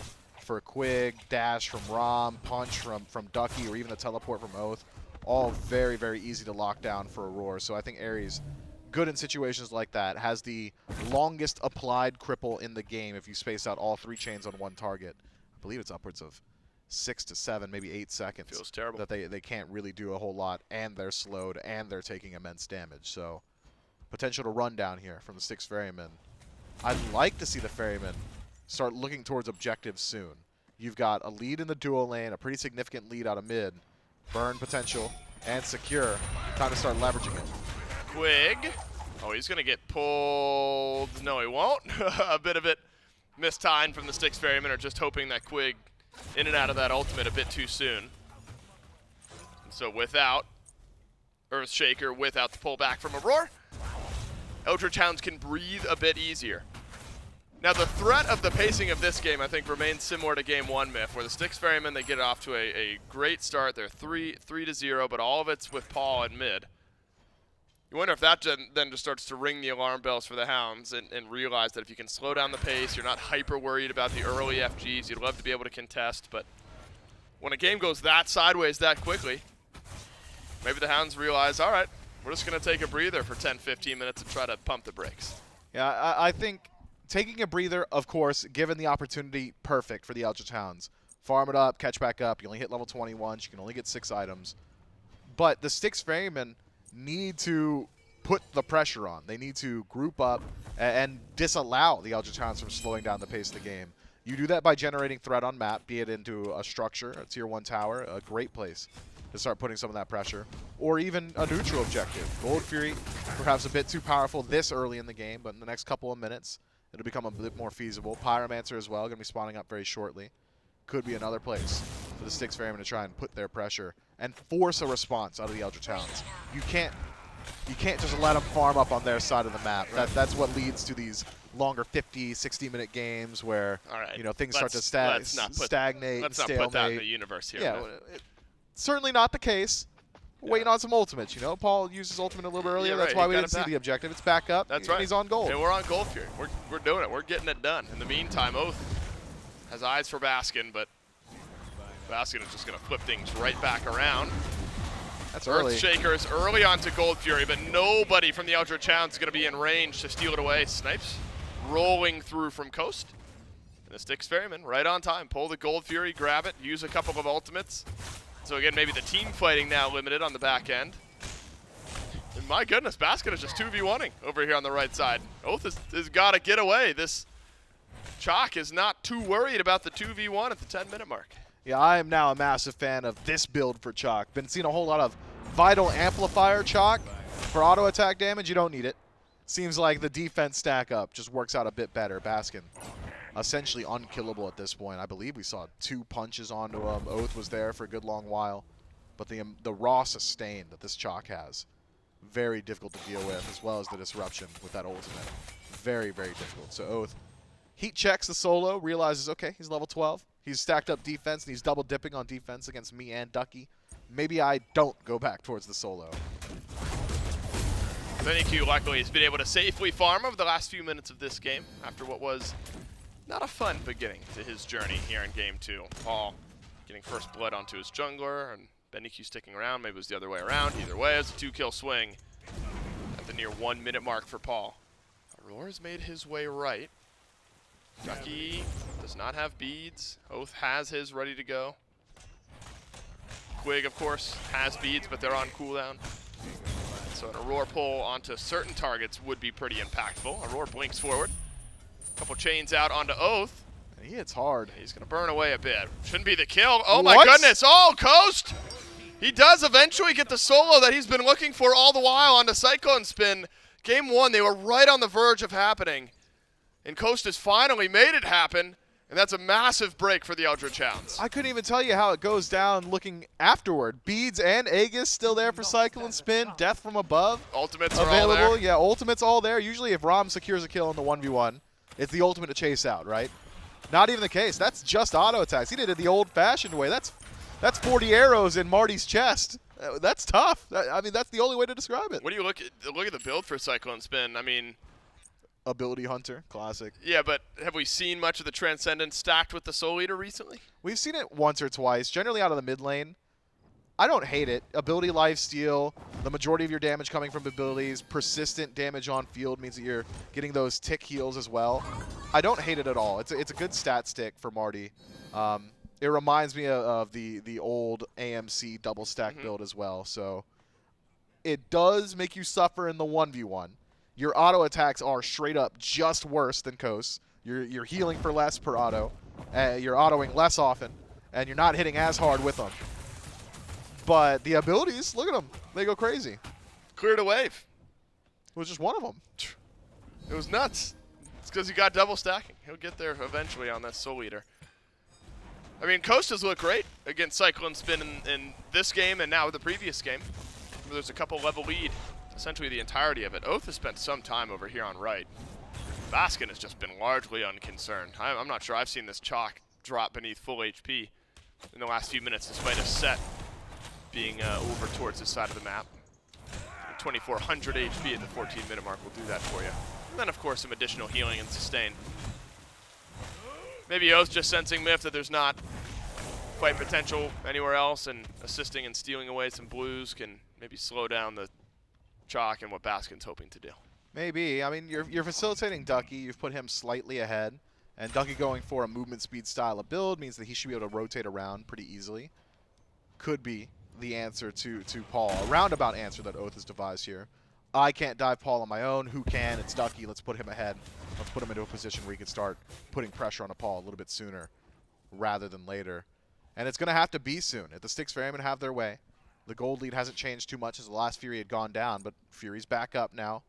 Could be an opportunity to start rotating through, especially if you're able to send Oathhh back to base. And you have. So they are. Paul, excavate. Excavate, that's not right. Earthshaker. There's a lot of earth moving going on in the ultimates. There's an Earthshaker and an Earthbreaker in this game. And an excavate. Ducky would love a chance to steal away an objective this game. Won't happen right now. Quig plus snipes. They reset the Primal Fury. If this gets stolen, it's devastating. It does not get stolen. Would have been tough for the Styx Ferrymen there. Eldritch Hounds, they are just playing the numbers. They get a mid lane tier 1. They get a, and then a left side tier 1. Traded out for the Primal Fury.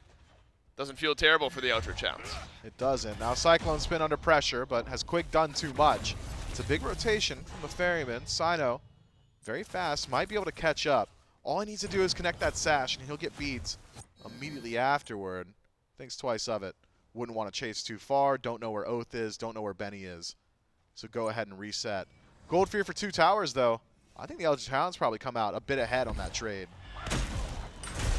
Quig sees a 3-0 Vulcan over in the jungle. What has happened here? He tried to step up and hit chains, and my man got locked down. Didn't even get an opportunity to use his ultimate. Over to going? the Pyromancer, it looks like, for the Eldritch Hounds. So they'll get a couple tier 1s, a kill.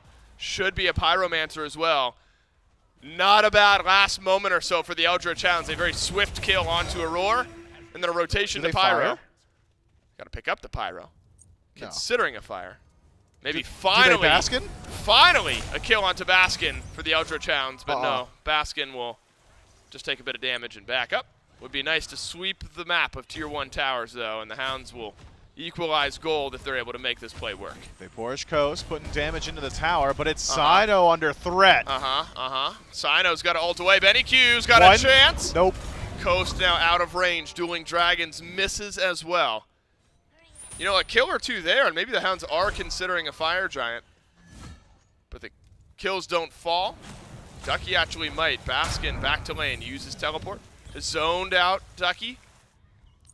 Reverse fire pool? I mean, Cyclone's here. Yeah. Could be. Now the Styx Ferrymen, they're agreeing. They don't have a Runic Bomb. They're unconcerned. The Eldritch Quig Hounds sees it. They know that this is happening, but do they have anything to say about it? Might the Styx Ferrymen just drop this when it begins? Remember, there's an Earthshaker for Paul. You got the best secure on the map. No chance. You messed this up. No chance. The Eldritch Hounds get the Fire Giant. Paul hovering on the backside of the Fire Giant pit as Aror is taking a mountain of damage. BennyQ has as well, though. He brawls with CycloneSpin. The Ferrymen get FG, but they've lost all their health on the other side of the fight. Oathhh should chase down Aror as Oathhh has a double. But now all eyes have to turn to the other end of this engagement. BennyQ and Quig sticking together. Brothers in arms as CycloneSpin and Baskin step forward. But Oathhh Oh my goodness, he's been burned! Back to base. He's done a bit too much. Cyclone Spin now jumped on. It's a double pull from Ducky, which sets up a kill for BennyQ, who, within an inch of his life, is saved by his solo. Dueling dragons by space. Ducky does the exact same, and Baskin, who is an unkillable bastion in these team fights, cannot do any killing himself. Fire Giant may have gone to the Styx Ferrymen, but an overcommitment leads them to taking too much damage from the neutral objective. And the Eldritch Hounds turn things around. Oathhh on his dive does massive work for his team. Fire Giant maintained, though, on 2 targets. Paul and Baskin have the buff. And if you got to have it on anybody, it's got to be those 2. Baskin can still tank up these towers pretty consistently. And Paul's damage output has been ridiculous and will only be better now.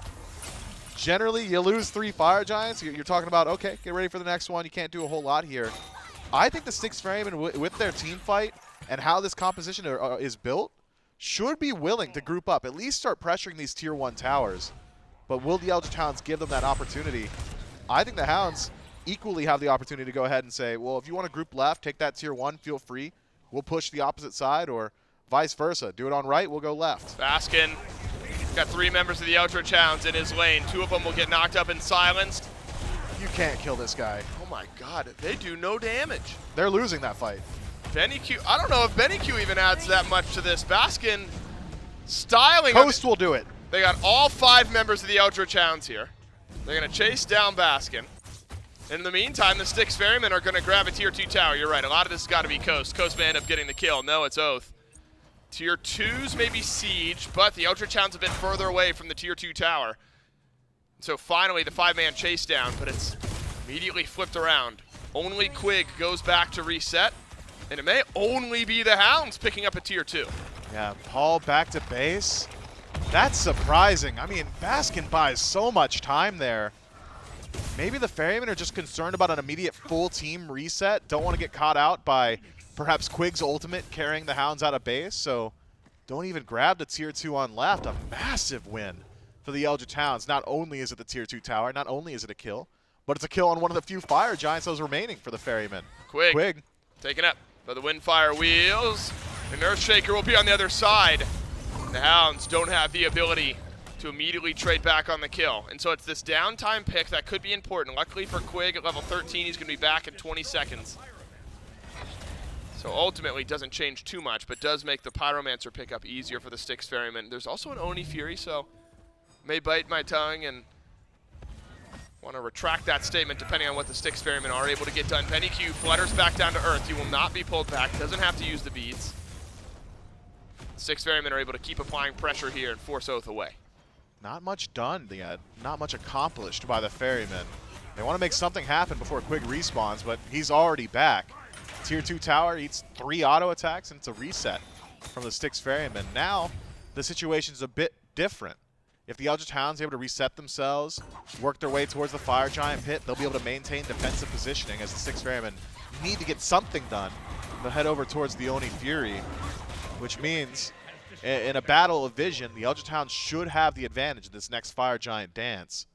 So much more difficult to push into a position rather than hold it. And looking at the vision as it stands, Yeah, a lot of ward coverage. I mean, it is very clean for the Chaos side. There's no way Styx Ferrymen can approach this Fire Giant pit without the Hounds knowing about it. Really on both sides of the FG pit. Now some of the wards on the Hound side of the pit Only 1 sentry in just pocket drop away. for the Ferrymen. Yeah, it's going to be a ward battle that the Hounds are going to be far and away ahead of. I mean, they see all of this, all of the Styx Ferrymen. They know that this rotation is going towards right. There's a Tier 1 tower there anyway, and so not much really to be hidden. Oathhh is over in mid. This will be a 4-man Tier 1 defense if for some reason the Hounds want to stick around on this. Aror has Blink. Won't need to use it here, though. Instead, Baskin might go back, reset. Has upgraded Teleport, depending on which side of the map he wants to push. In the meantime, Oathhh min-maxing his moments, his opportunities. Just shoves a wave under the mid-tier 2. Yeah, so the Styx Ferrymen, Steals away a speed buff. I mean, they're hiding in these stealth patches. I guess Vision affords you this, right? I mean, Oathhh knows that there's no Fire Giant happening and Exactly. doesn't see anyone crossing that Fire Giant pit threshold on the other end. But he doesn't know exactly where the Styx Ferrymen are standing. He knows they're not on Fire Giant, so that's why he's allowed to play on the left side of the map right now, but they could have been hovering a bit closer to that Tier 2 tower, which is why he does not continue to push it. I did see that ultimate from Baskin. I believe just channels the ult, tries to blink first. You see that a lot on Hun bots. Doesn't quite find that. Instead, just loses out on that cooldown. That does slow down the Styx Ferrymen a bit. Oathhh may have strayed a bit too far from the Fire Giant, though. Doesn't matter if you know if it's happening. Yeah, you can't get there in time. Ferrymen just do this too quickly. Hounds uninterested, unwilling, unable maybe. Much more clean this time for the Styx Ferrymen. All 5 members get the FG. Oathhh farming up on left. I mean, sure, he cleared all of the left side jungle. Unless that was the call from the beginning from the Eldritch Hounds, not wanting to risk a Fire Giant fight. But you're now 4,500 gold down at 23 minutes and trying to defend against a full 5 stack with Fire Giant. Significant power spikes have been hit, though. VaporishCoast is the last time we'd seen them take an actual engagement. Finish up the dominance as well as the cowl. So really can start shredding through the tankier targets on Styx Ferrymen. And that's everybody, by the way. Aror likely does have that second ability maxed out, so a lot of protections afforded to everyone nearby so long as bolstered defense is active. I wonder. The Styx Ferrymen, this is where I thought their composition might struggle a bit. When you're really reliant on Cyno to line things up with his ultimate. All the beads are available for the Hounds, CC immunity and kit for a lot of them as well. You haven't exactly got a standard initiator. You can go for the blink into no escape combo from Aror, but that's only going to burn through a bit of those resources. You don't have consistent CC output. So we'll see how it looks on Siege. Tier 2 tower is any indicator. It'll go quick, but the Hounds are here to defend this one. Oathhh is going to continue to split push out over on left. 5v4 on defense. Eldritch Hounds might just need one opportunity. Baskin takes the axe into the backline. He's got BennyQ in a really bad spot. Earthshaker deletes Ducky. We have seen the combo work time and time again. Maybe only one of those kills hasn't been on the back of an Earthshaker combo from Paul. Oathhh takes a couple tower shots from the Phoenix. And leaves. I think Oathhh may be thinking. A TP. Oh, there is a TP. You're right. Didn't notice it. But smart from Oathhh to get out of the base. Right side bird is down, and Oathhh gets 80% of the left Phoenix, but no trade for the Hounds. Can the Styx Ferrymen keep up their siege without Baskin? No teleport means he won't be able to join this fight. It's a 4 vs 3 right now, but Oathhh should join his team shortly. This could be an opportunity over the Eldritch Hounds. Aror in first. See what beads get used. It's a up in the sky from BennyQ. Tier 2 dropped. Instead, it's Aror who actually gets deleted. Snipes down, and the Eldritch Hounds have stood strong on defense. Oathh sends some damage back towards Oathhh. Oathhh lives, into the shielding he goes, but a risky moment. Luckily for the Styx Ferrymen, you're losing 2 of your teammates in the last 30 seconds of your Fire Giant buff. You may not end up giving up too much here. But still, a few signs of life from the Eldritch Hounds. Similar position the Eldritch Hounds find themselves in now to the Styx Ferrymen in Game 1, where even if they are able to grab this Fire Giant, it'd be pretty difficult to siege forward. These picks inconsequential in that the Styx Ferrymen have largely accomplished what they wanted with the initial Fire Giant push, which is grab a Phoenix, even grab the Tier 2 there as well. With only 1 second left on the Fire Giant power play, I think fine to trade out a few of their lives. But it's the bounties that are becoming significant. If anybody knocks down Paul, that's probably around 800, maybe 900 gold in that person's pocket. And Paul has not got Aegis for the next 2 minutes. Cyno, similarly, does not have Aegis for the next 2 minutes. So turnaround potential for the Eldritch Hounds at an all-time high, so long as the fight happens soon, 40 seconds out from the Fire Giant respawning. And I don't imagine there's anything else on map the Eldritch Hounds are willing to defend. The efficacy of the Naja combo that I'd called into question clearly has just worked. It has found its target consistently, and now it has revealed itself to be threatening to the tankiest members of the Eldritch Hounds. It's Ducky, the recipient of that combo in the last fight. It's immediately Cyno to the air, dunk down, lands, and he lands into a Sunder from Aror. He lands into the Earthshaker from Paul, and the defense shred on top of the massive damage that Paul has stacked up, too much to deal with. Even Ducky now has to show respect. It's interesting. The Hounds have seemed very willing to take 5v4 fights in the last couple of sets that we've seen them play, hoping that the map state advantage that they gain is going to equalize. It really worked in Game 1. Have not quite seen it work yet here in Game 2. Think back to Oathhh and rotating, stealing a lot of the farm away. Unless the Hounds, again, unwilling to fight, uninterested in fighting anyway. This time, maybe actually grouping for a proper 5v5. Vision a bit more comfortable for the Styx Ferrymen in this moment. Still a couple minutes away from an enhanced FG. Getting towards Paul has got to be priority one. 20 minutes away. 20 minutes, goodness, 20 seconds away from the Aegis. For now, the Vulcan remains spotless. And there's still some opening for that to change, but Styx Ferrymen seemingly so far on the same page. The Fire Giant, it's up, down to half now. Eldritch Hounds will step forward. Again, Oathhh a bit late to this fight. It's going He'll quick. be able to step forward. Baskin has gone too far forward. He's going to get turned on by the rest of the Eldritch Hounds. Fire Giant to the Ferryman. Wonderful, great, but are you going to get out alive as 5? Baskin sure thinks so. Couple snipes from Coast and a knock up. But he's so slippery. Got to be a kill here eventually. BennyQ's on a killing spree, but the rest of the Styx Ferrymen get out alive. And so all of that from the Hounds just for the kill onto Baskin, and we're kind of in a reset position after Baskin respawns in 45. Yeah, I wonder. I feel like the Eldritch Hounds could have likely got in there to defend the Fire Giant. It hovers at that 20% point for what felt like 10 to 15 seconds, but tunnel vision from the Eldritch Hounds deciding that maybe they don't love their odds to seal the objective. Let's go ahead and do what we can now, which is deal with Baskin, who has sent himself so deep into that back line to create space, channels the ultimate, does buy some time, gets the silence off, so maybe there's no ultimate potential from VaporishCoast to take away the objective. But it just seemed as if with Oathhh hovering near the Fire Giant pit, with Ducky standing where he was, could have been an opportunity to get in there and stop the actual objective. Oathhh playing with fire here. Throws out a bit of poke, but immediately disengages. What's the call now from the Eldritch Hounds? They're grouped up. They're outside their own base. They've got a bit of a buffer on the left with that tier 2 tower still standing. Oathhh has shown a propensity to split push. Seems he'll continue to do so. As it seemed inevitable, they're about to reach the 30-minute mark. Seems to be the average time in most of the SPL games this year. Meta slowed down a bit, more difficult to siege early in the game. Has made these games extend out even further. 8,000 gold leads, and 4 with FG still doesn't quite feel comfortable in sieging up these Phoenixes, which with comeback opportunity gives the Eldritch Hounds some level of confidence in maybe defending their base here, closing things out 2-0, but by all number metrics, Styx Ferrymen in a wonderful position to send us on to our second game 3 of the day. Baskin has felt unkillable at points, despite the 2 deaths. That has been a large pile-on by the Eldritch Hounds. He's now full build. Coasted also full build. Gonna have to turn and send damage to Baskin. Oathhh. I was hoping for some type of roundabout play onto the Styx Ferrymen, who just turn their eyes and take his beads away. Now might be the time. Baskin blinks to the back line. He's got a knock up and a silence for Coast. Maybe a bit more damage. One more Earthshaker combo, why not? And for the second time this game, it's on to Ducky. Left side Phoenix down to half. And the rest of the Styx Ferrymen will step forward, they'll finish it off, and the Eldritch Hounds not happy with their opportunity at fightback. Man, the Hounds are really struggling to find an answer to that combo.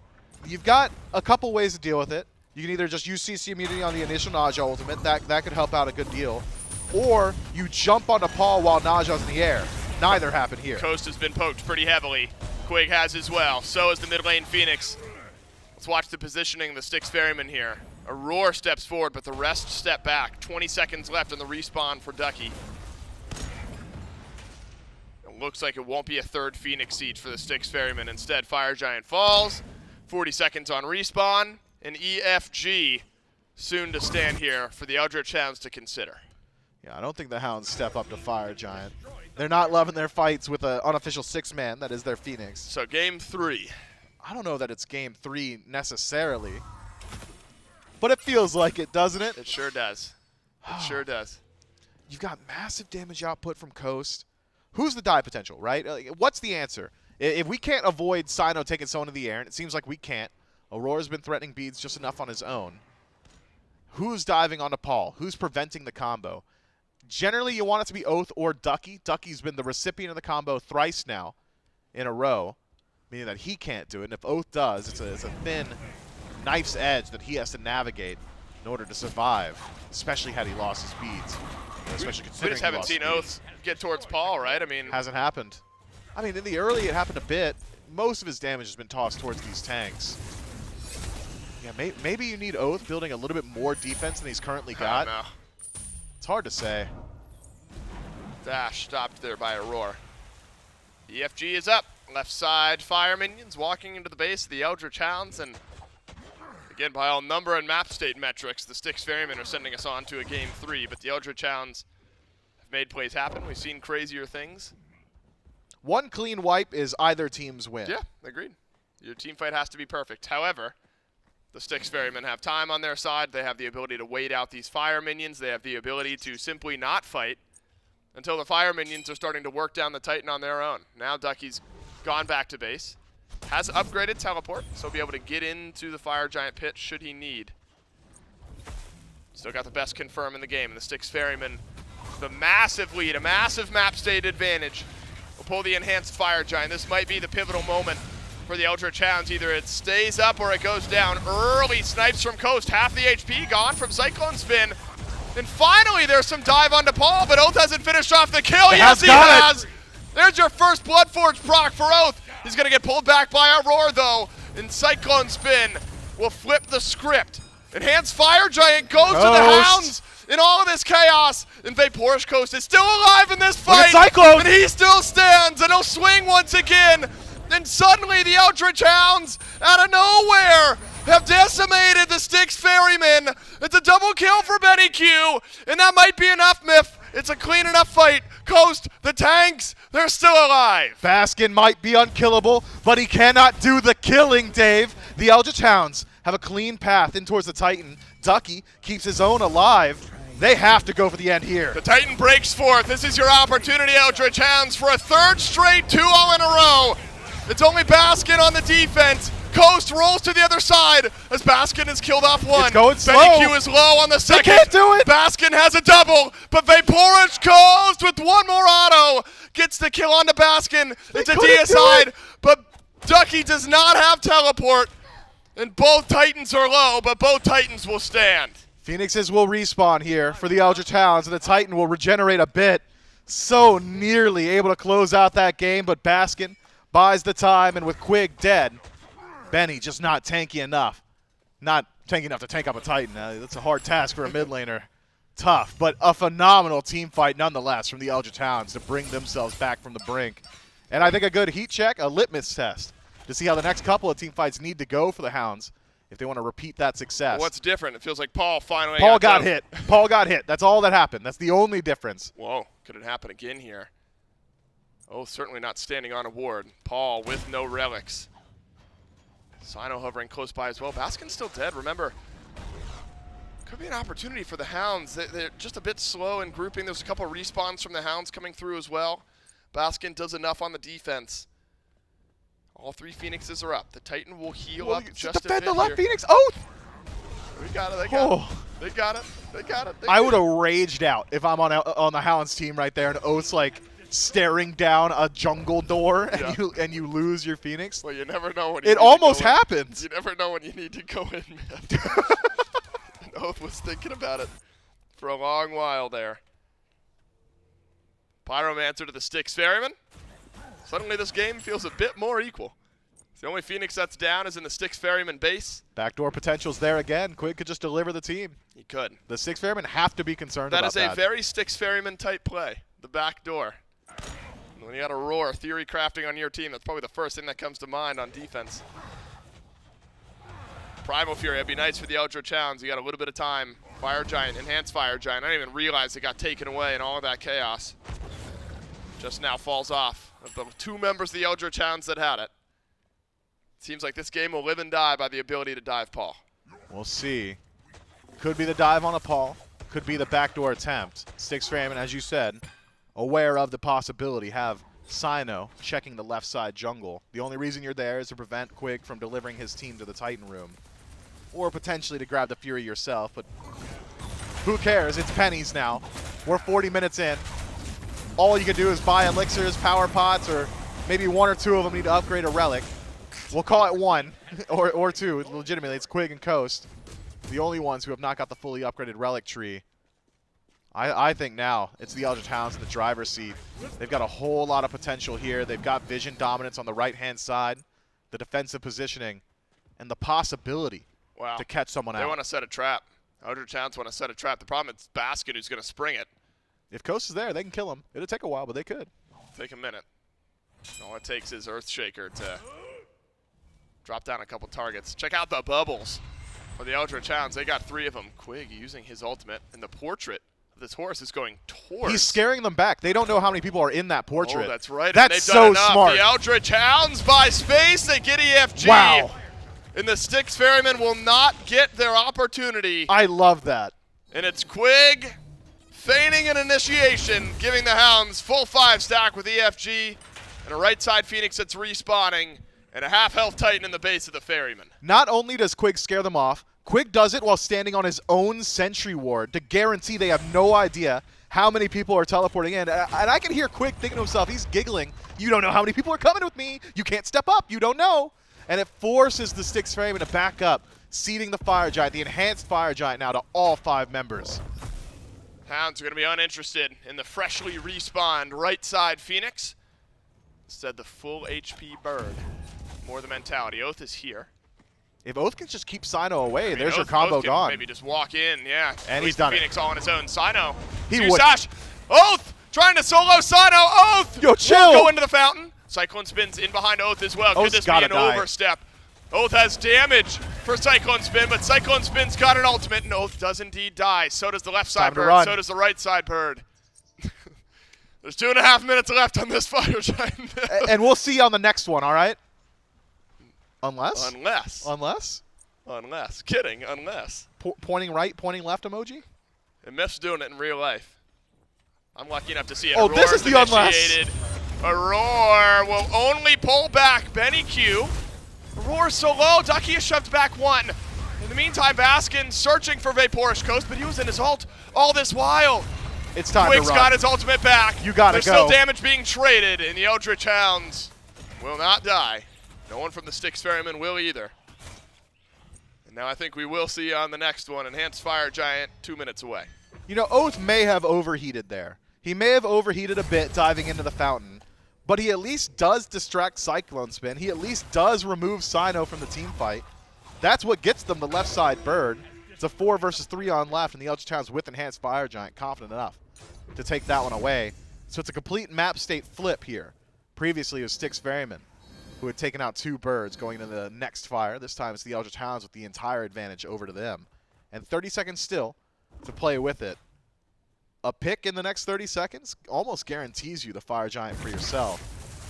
You can peek at in pocket as well. Lots of sentries for the Eldritch Hounds, and sentries still on field a bit on that right-hand side.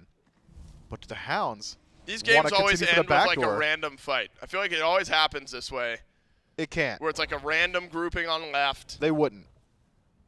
They would. Considering it. I mean, remember, there's still EFG for 10 seconds, which is a decent amount of time in a team fight, but I think the Styx Ferrymen understand that and agree, and they say, let's chill for a second. Put ourselves on even footing. Look at all those beads coming back up, too. I mean, no way the Hounds want to fight right now. No. Well, they might not have had a choice if they stepped any further forward. You see an ominous piece of grass on the left side of the Just map. right on the other and side you're of the thinking to Fury yourself, Pit. there can only be 3 of them on the map. They're here. You know, you got a pretty good idea. Oni Fury, which will help out. You're going to have Oni Fire minions on both sides of the map. I think Paul still one-shots those. Unless you're going to be fighting around the Enhanced Fire Giant here shortly. In which case, Paul will still just be able to deal with the ones on right. And smart usage of time here from the Styx Ferrymen. All right, Myth, we might go one more here. Game 1 goes 40+. Game 2 started out at the 45-second mark, but we still found our way to the 45-minute mark. All roads lead to Rome. And Rome is a long, long timer at the top of your screen. Still, I think the gauntlet is still thrown down. Paul's only died once, but it's the one death that has flipped this game around. Oathhh has made some plays happen, but he's also overextended. Where can this set go, and what kind of value can he find? Could you imagine how frustrating that it must be for Paul? Wow, they're I have not a even gonna perfect step up. game, and you can't even die once without it completely flipping on your head. Is this surprising to you? The Styx Ferrymen simply not here. I mean, surprising? Yes, I think so, but Defensible. considering map state, yeah, you could definitely defend that. You want to push up these mini waves as much as possible, buy yourself as much time on Phoenix defense. Baskin's left. Baskin's All left. right, has Baskin needs to teleport. get there soon. is going to channel his back. And the only reason that would have been chaotic is if there was the Hounds kept going. They walked forward, immediately initiated. Right side spawning. Left side spawning. Hounds, Fire Giant. All 5. Let's just talk in bullet points. We've said so many words. We gotta dial it down here. I'm running out of them. Hounds forward. Ferryman defense. You lied. The Hounds are not going forward. Hounds pause button. Okay. Ducky forward. Ducky backward. No bombs in play for the Hounds either. Here. Which actually is really important. Jokes aside, Pyromancers have been controlled by the Styx Ferrymen here recently, so no runic bombs for sudden easy base access. The Hounds have had trouble with their siege this year. We've done a whole segment on it. And they're opting for a 3-1-1 right now. You cannot have Paul be the solo agent. He is so integral to your team fight. Him stopping Ducky, not worth his time. Yeah, but I wonder if the Hounds are even going to be able to make use of that. Can you step forward here? Can Coast find auto attacks? Because remember, you've got great ranged poke at this point in the game from CycloneSpin. Ducky works down the left side. Phoenix, not fully.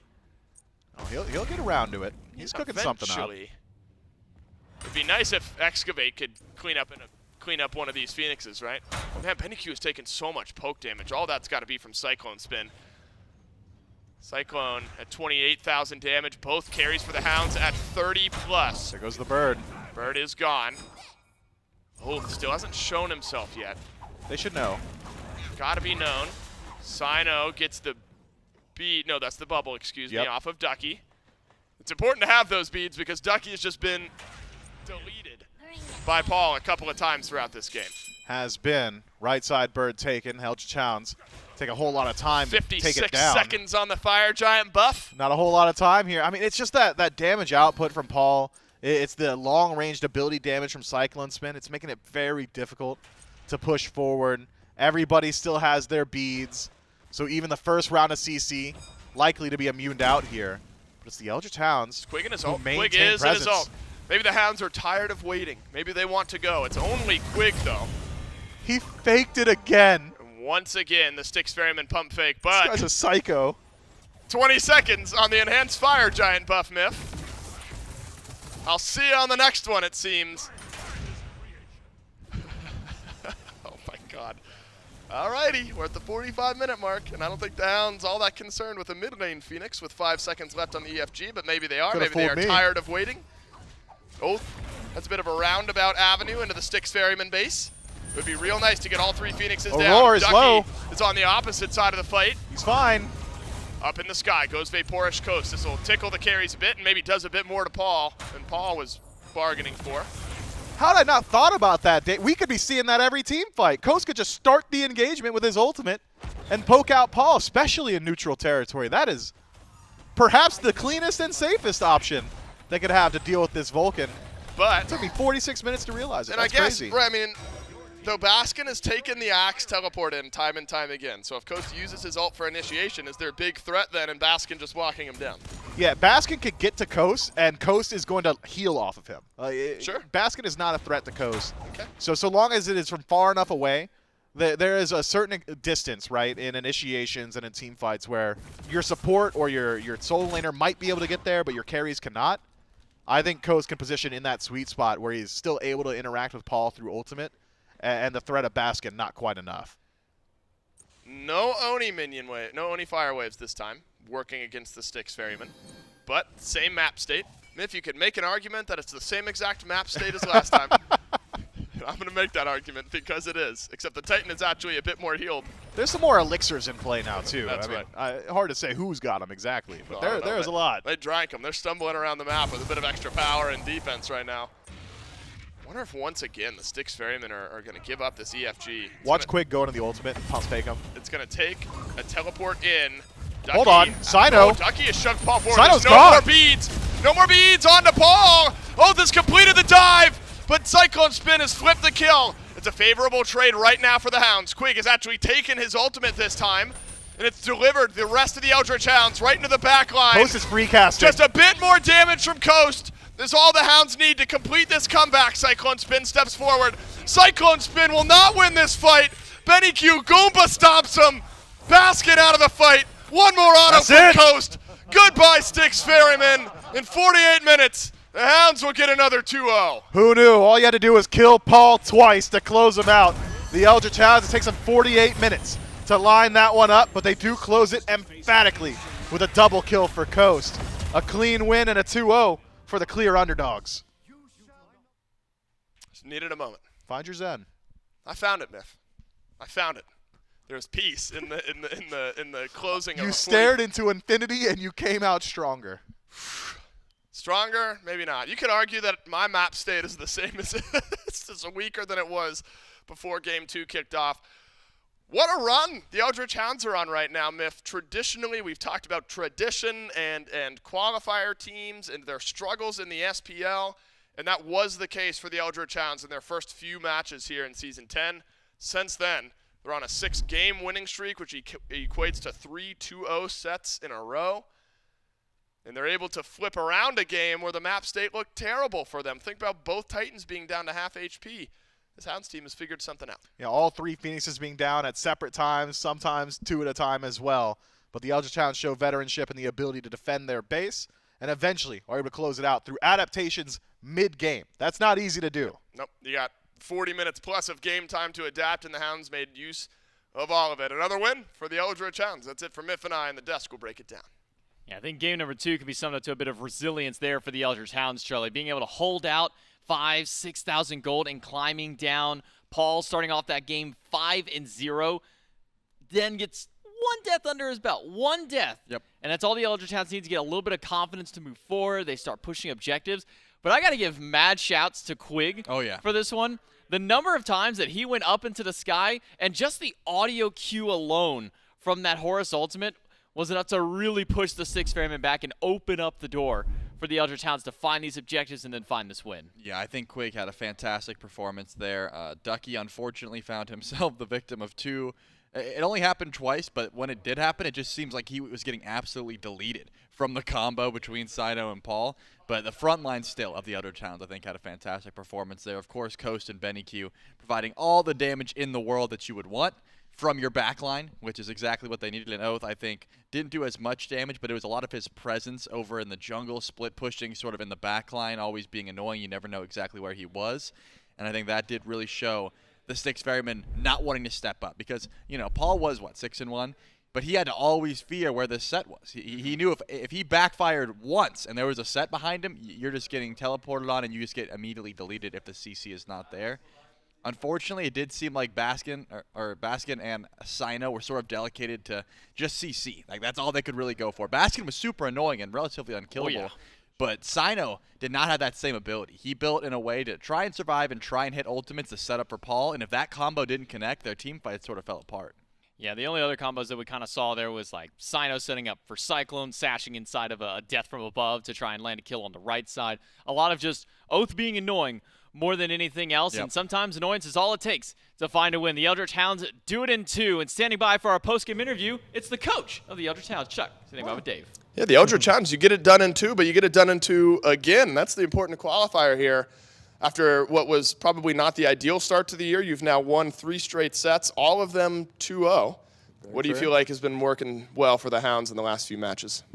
I mean, we kind of just have nailed down what we want to play. I think, like how we want to play as well. I think those first few weeks, you know, as a new team and also playing against like established, like very good teams as well, like Kings and Onis and Ravens are all very good. Like, I think once we start getting, into the groove of things and start like actually figuring out, okay, that's our identity. Like, this is how we want to play. Like, it's just getting easier and easier. So.